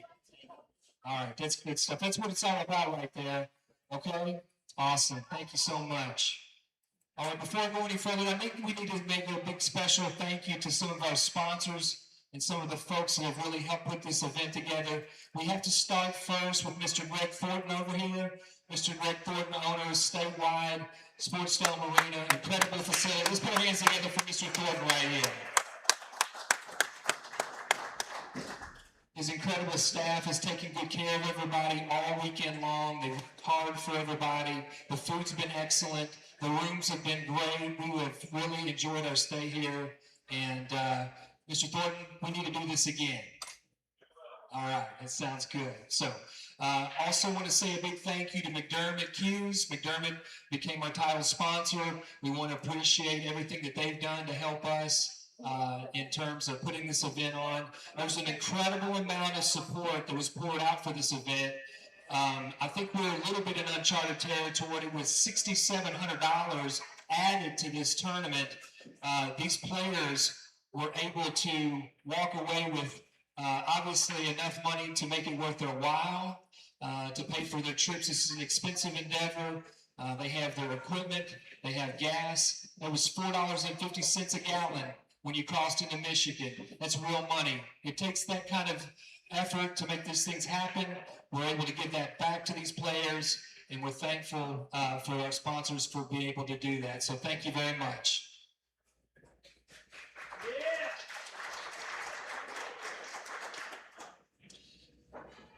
All right, let's get to the most important part here. Y'all ready? All right, let's bring up first. This young man has played his heart out, won the winner's bracket this morning. Didn't even want to put himself into the last man standing. Didn't even want to put himself into the optional side pot. He's a very humble young man. He is going places. He just finished runner-up in the Florida Junior Open, the big matchroom event. You're going to see this kid's name over and over and over again. Get used to it. This is Denzel DeCastro. Come on now, Denzel.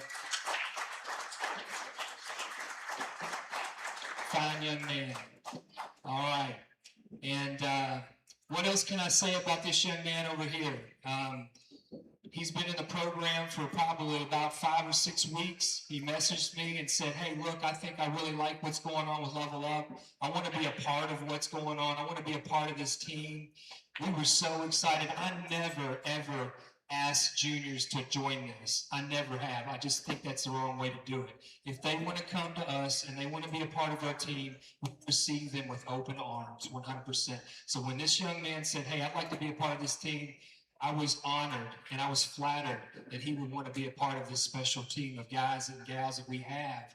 And so we're so very thankful to have this young man be a part of our team. So he's a champion off the table. He's a champion on the table. You're going to see many, many, many more things coming out of this young man. He's got a great support system. His family have been over here supporting him every single match. All right? That's what it takes. If you notice, all the ones who really, really excel and do well, they have great support systems. So thank you to the Greens for coming out and supporting their son. I think it's fantastic. This is exactly what Level Up is all about. And we're proud to be a part of his journey, and we're thankful for that. So let's bring him up. This is my man, Brendan the Chainsaw Green. Congratulations. And I have to brag, I didn't even say this from the outset, when we did the finals, but it made me proud. We had 2 Level Up guys. It just is so weird how things work out like that. It's not what I thought would happen, but we're so proud to see that both of them are our finalists. And so we're very humbled and excited to have a couple of finalists that were in the Level Up program. So we're going to take a couple of quick pictures here. Anybody else wants to take some pictures, please do so. I'm going to get some pictures of just them by themselves, and I'm going to take a couple of pictures with Billy and I, and then we're going to get another little special thing that we haven't told anybody about that's coming up here in a second. So, all right. Yes, and let's give it up. Yes, absolutely. Let's give it up to our 3rd place finisher. Played his heart out all week. This is Colton Peach right here.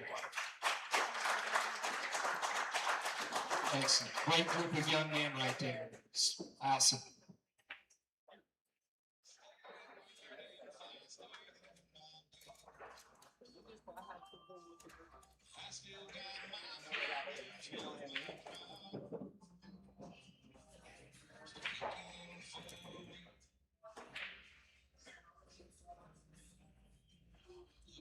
Yeah.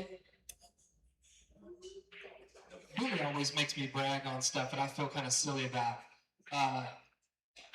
It is cool. So just a little backstory to this song that's playing. We have a gentleman that really kind of loves our program. He said, hey, look, he said, I want to write a song for your program. And so we were able to do that, and we're super proud of it. So it's kind of befitting that we're using that. We only released it about 2 weeks ago. We're going to put it on Spotify. And we're super excited about where our program's going. And so it means a lot to us. This being our kind of our inaugural event, we're super excited to be a part of it. And man, great group of champions here. So I'm going to take a couple more quick pictures, and then we're going to move on to the next item of business. All right?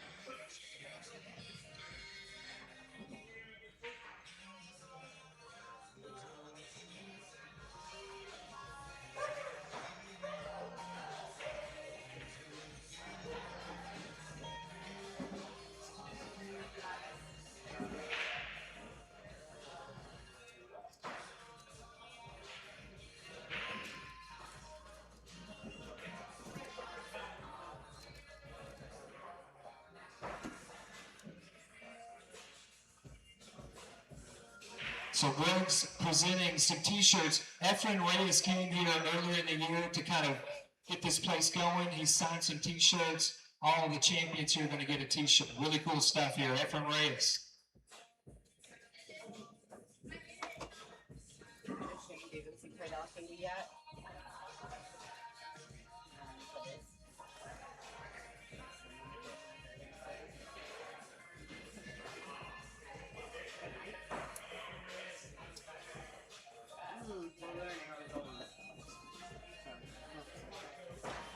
I walked by earlier.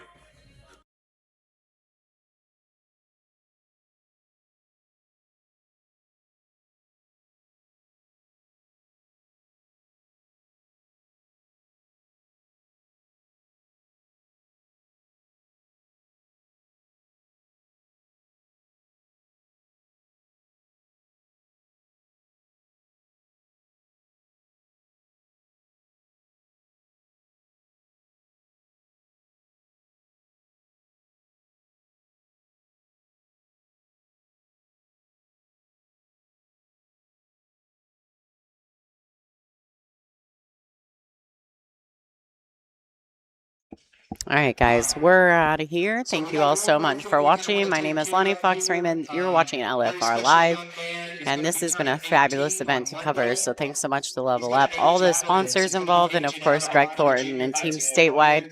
I am very proud to represent you all. Thank you so much for tuning in. I hope you all have a fabulous night. Happy Saturday. Go SVB. Take care. This is Gabe Smith right here, everybody.